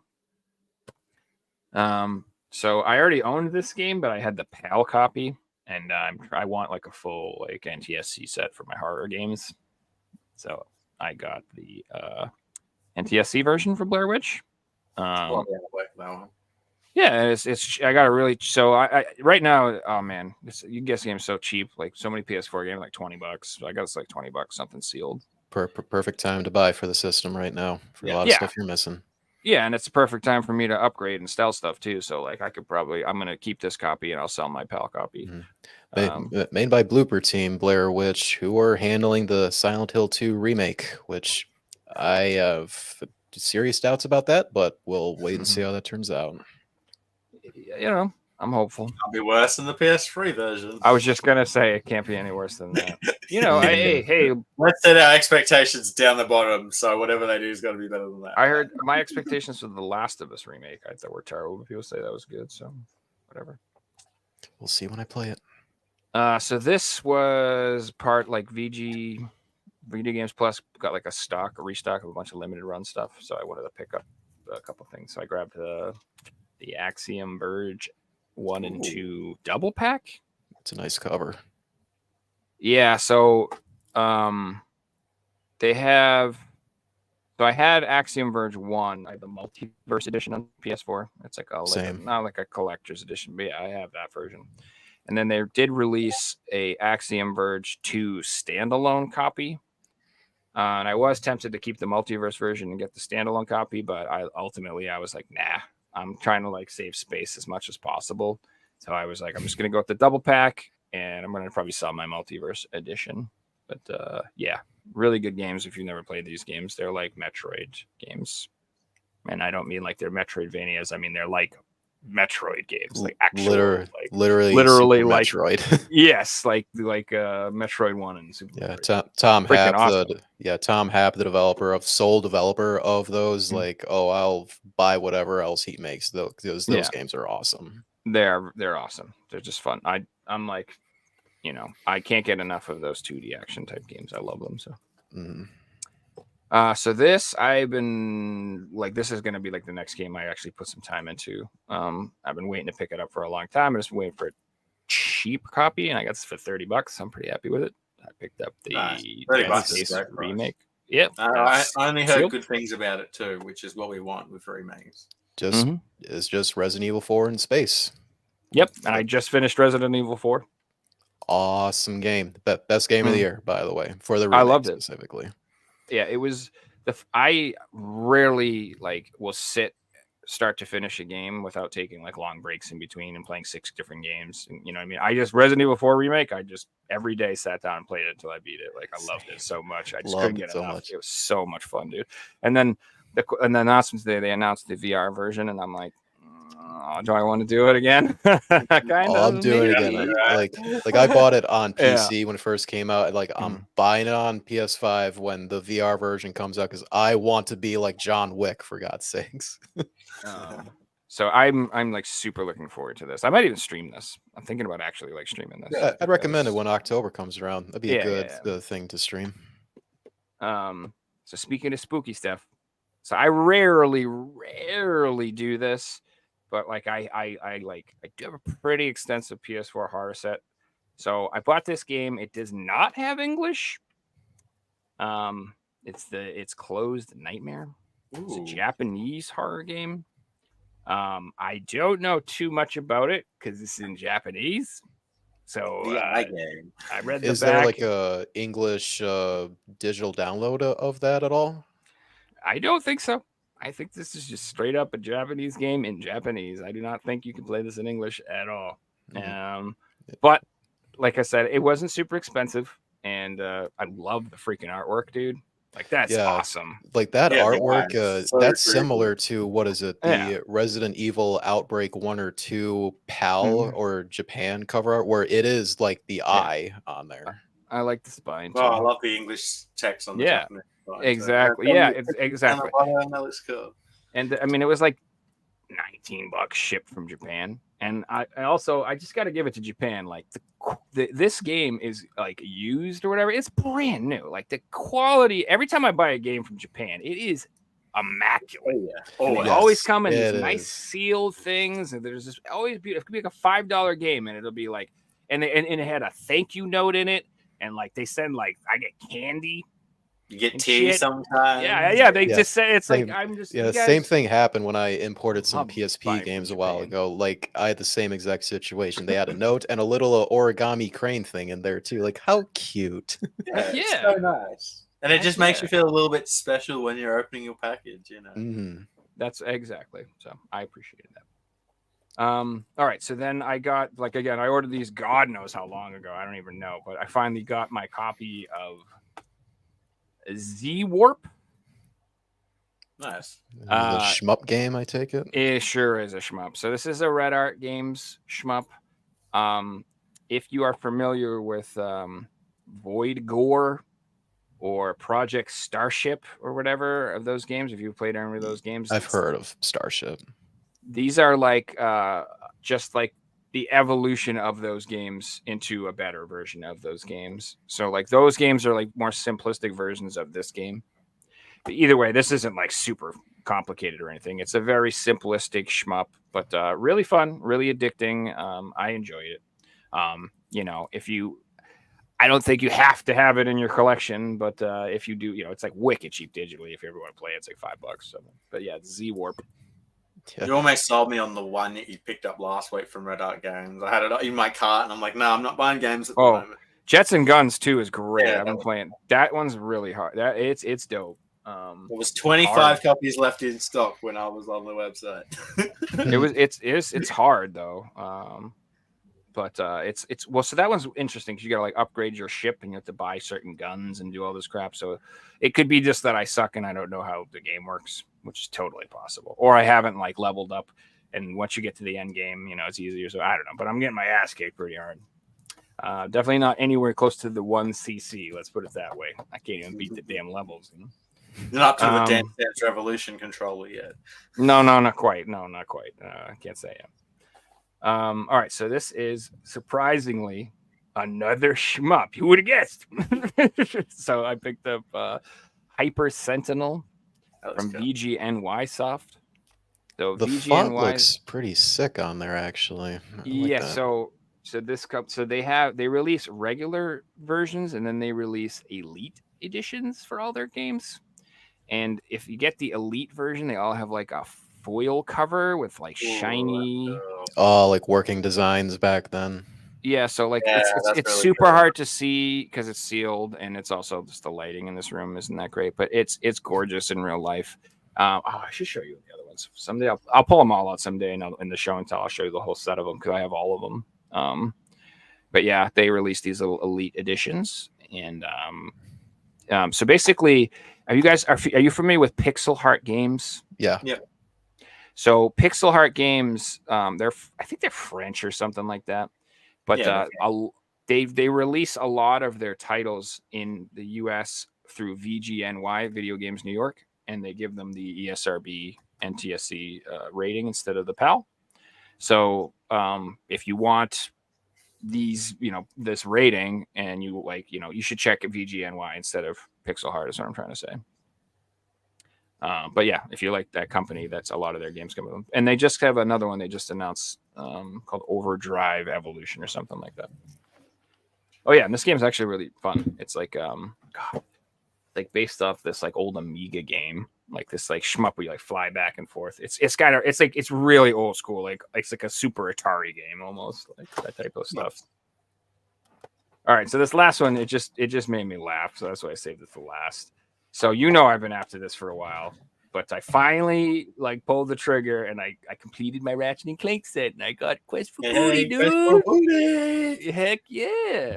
I don't want to know how much you paid. I really want that. So it wasn't so bad. I ended up paying $27 and it was like $6 to ship. It was like $33. But the case was absolute, like it was trash. So what was funny is like like, and I knew this. I know this is why he did it, but for absolutely no reason, this game came with GTA 6.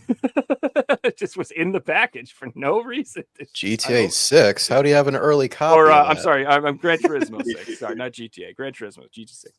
So I literally just like, I don't know. I open it up and I'm just like, what the hell is this doing in there? And like, I check the eBay order. I'm like, I did not pay for this or order this, but like, I don't know. He must have just not liked the case he gave me, so he just threw this in there.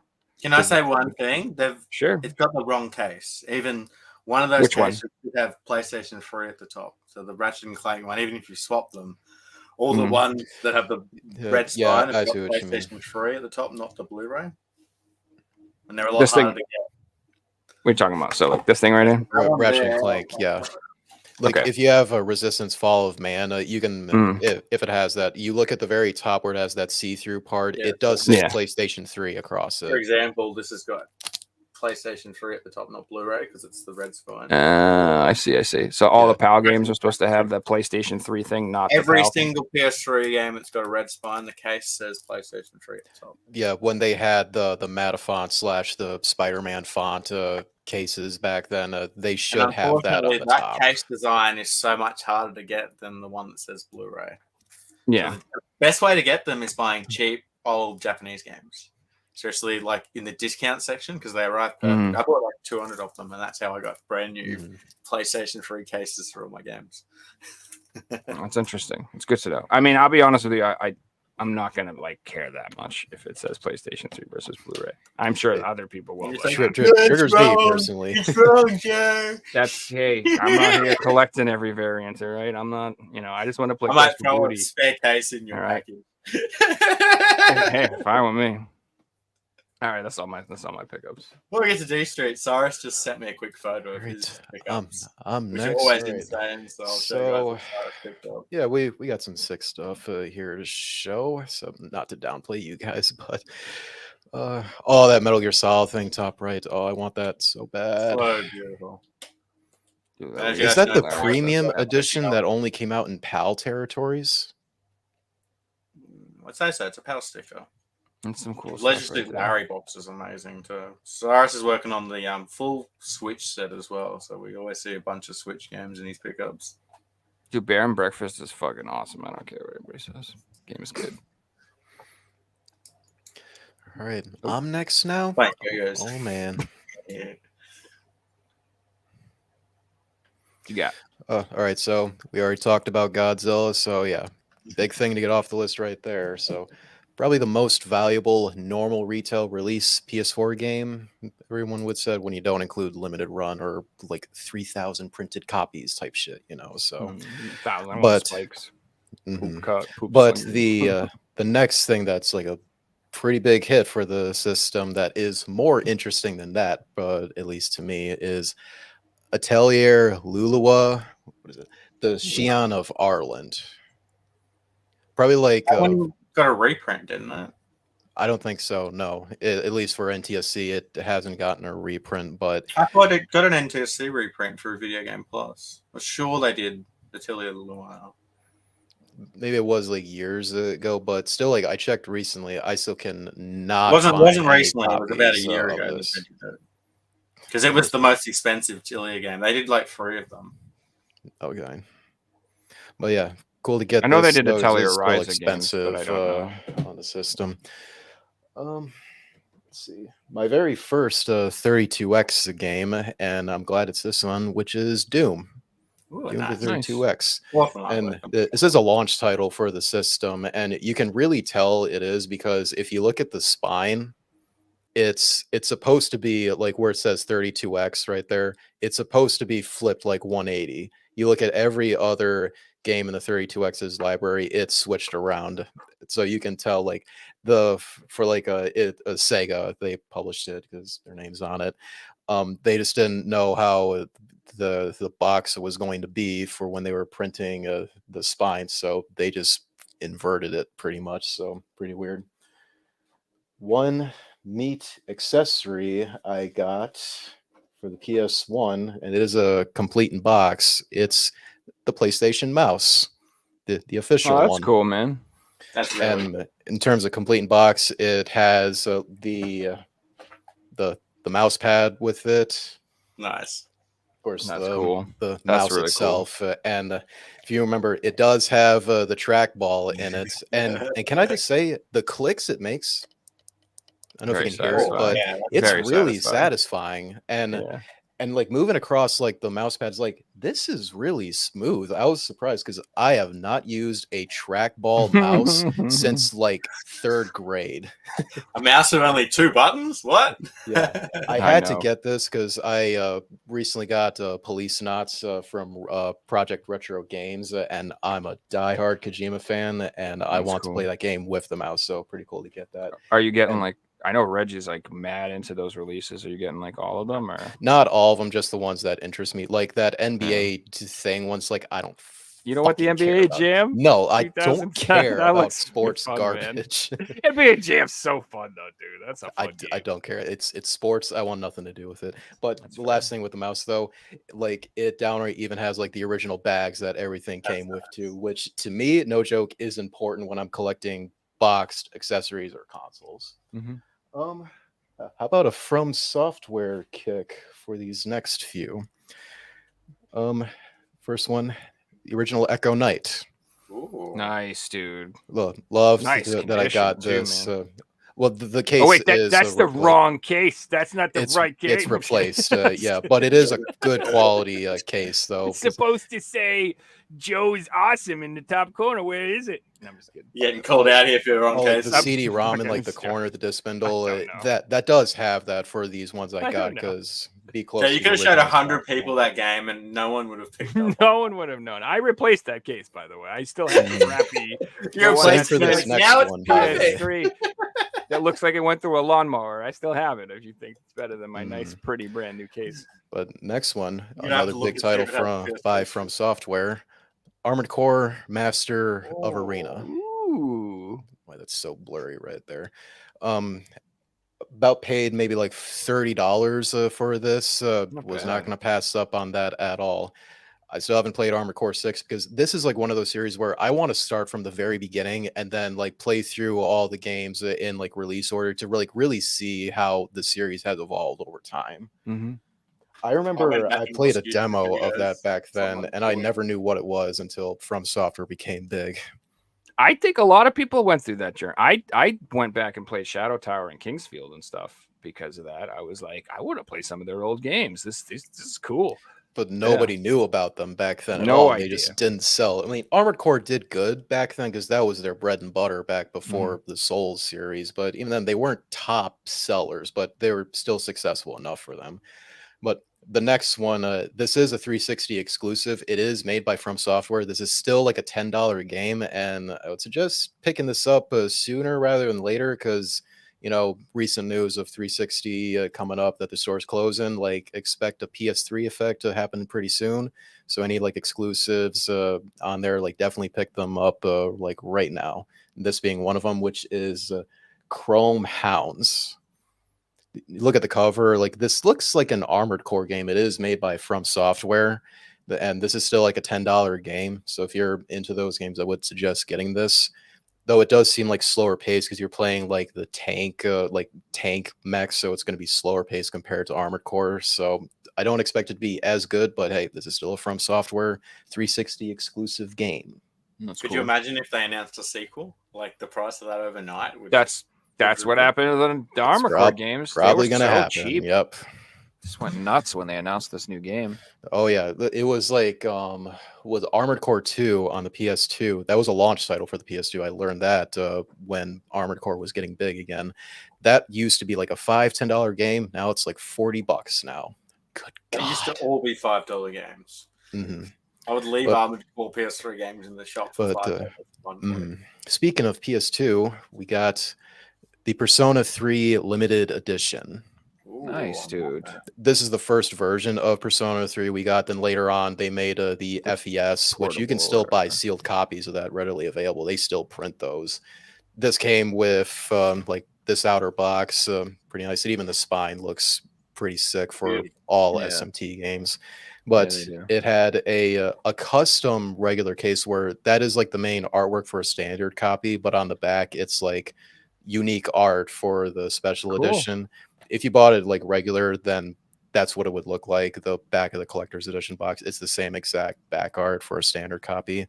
And it came with an art book, and at the very end of this is the soundtrack CD. Cool. Getting hyped for the Persona 3 Reload, which I did Yeah, I was just gonna pre-order ask the collector's edition for that when that comes out next year Damn. as well.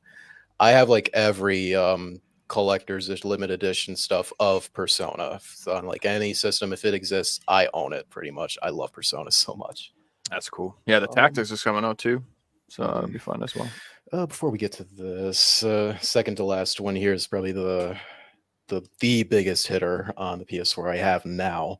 The ESRB version of Final Fantasy Pixel Remasters. Well, hello, Nice, bro.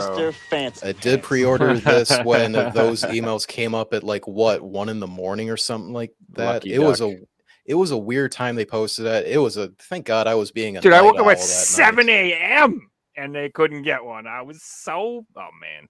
That Sorry, go sucks. ahead. Even Show though off your I game. was hesitant to actually buy it though, because it was $75. But man, I'm glad I did not. And then the shipping miss was like out. $20. It was like $100 to get that game. I think it think was- so, possibly. Yeah. Depending on where you live. Scalping but- before the scalpers even got copies. Mhm. And yeah, by the way, it is open because I do want to play this. Like I bought it so I could play it on a PlayStation console physically, and just didn't predict the prices would be where they're at now. But Dude, whatever. pretty Play your cool to games, have it. man. Don't be ever like open your games and play your games. You want to play your games, man. Mhm. They're your And the games. last thing, this has so much sentimental value to me only because of where I live here in the United States, which is Michigan. Oh, I know what you're gonna show. Power game. Michigan Let's go. Report from Hell. Nice, dude. The Michigan game that didn't get released in Michigan. Yeah, it makes no So sense. We got like bizarre. Miami Vice.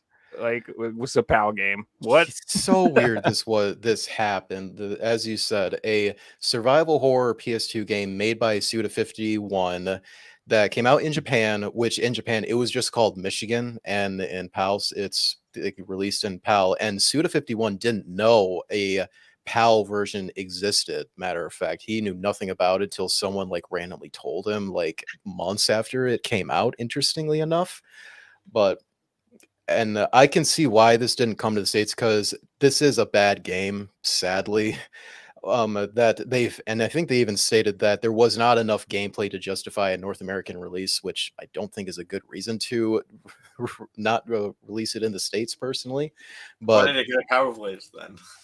yeah, why did it get a PAL release then in the UK? That makes no sense. But Oh, they don't complain about their games over there. mhm. Yeah. This is the French version, because if I'm reading the back, I believe like that's French. But regardless, though, when you start up the game, you can choose you want to be like English, Spanish, French, what have you. But yeah, this is a really expensive game in the PAL territories. I saw it come up for a good price, still a lot, but I was not going to pass up on this for something that is made about Michigan. I sold a home copy state. 5 years ago for $500, so you can only imagine what it's going for today. In fact, one of my local game stores, they got in the Japanese version of Michigan, and I remember reading in like the comments, so one of the guys posted like, "What is this? I need info," because it was a local store here in Michigan, and I did go to that store like days later, and if they still had it, I was probably going to pick it up because it was like $40. Like if they still had it, I'd like, let's get it. Just so I have the Japanese version as well, and it already sold, sadly. You can but see it selling in Michigan. Just I live here. Let's buy it. yes. I gave about Though- my day. Though still, this is a bad game, but it's worth playing because the voice acting is so awful. And it's awful in a way that it's so entertaining. Like I think it's way more entertaining than Resident Evil because of like the quality of like their voices and how they do their lines. Like it's so funny. Like it's worth playing it just for that. But then again, probably better watching someone playing it because it's not worth your time playing really. But regardless, I want to own this because this is so cool for me. That is cool. That's now one of my Congrats most to favorite you. things in my collection now is this weird thing. No, that's awesome, dude. Congratulations. No, you showed some awesome stuff there, Devin. That was awesome, man. Heck yeah. Guys, we might start to call that a night. Just want to give you guys a quick announcement on who's coming on the podcast in the next couple of weeks. So this Sunday, we're back to our EU shows again. So we have Martin Atkinson coming on from the UK. Should be a really interesting episode. And then following Thursday/Friday, we got Radical Reg coming back on the show for another episode. And then the following weekend, we're going to have a podcast team show. So we'll have Andy and Sylvan, both of the podcast team, coming on with me and Joe. You guys can find out more about how me and Joe started collecting, got into gaming, as well as Andy and Sylvan, and that should be pretty fun. And then the following Thursday, we haven't got anyone booked in yet, so we'll get into that soon. If you want to come on, again, send me a message and we'll get something organized. But the following Sunday, as I mentioned, we have Two of the Gaming coming back on to talk about his upcoming project. So that should be really interesting as well. So some awesome shows coming up in the future, as tonight was as well. Thanks so much for coming back. It was a great show. If you guys haven't already, be sure to go subscribe to dStreet's channel so you can see more of his awesome pickups and more great content that's going to be coming soon. Oh yeah, I can promise you there is a certain Barbie video coming out pretty soon, so stay tuned for that. It's gonna be a joy seeing that, so do consider subscribing. And thanks to the two who did recently, because I saw it go up by 2. So thanks to those who did. Very cool. You guys are awesome. As always, thanks for watching, everyone, and we'll see you guys soon. Night, everybody. Good night.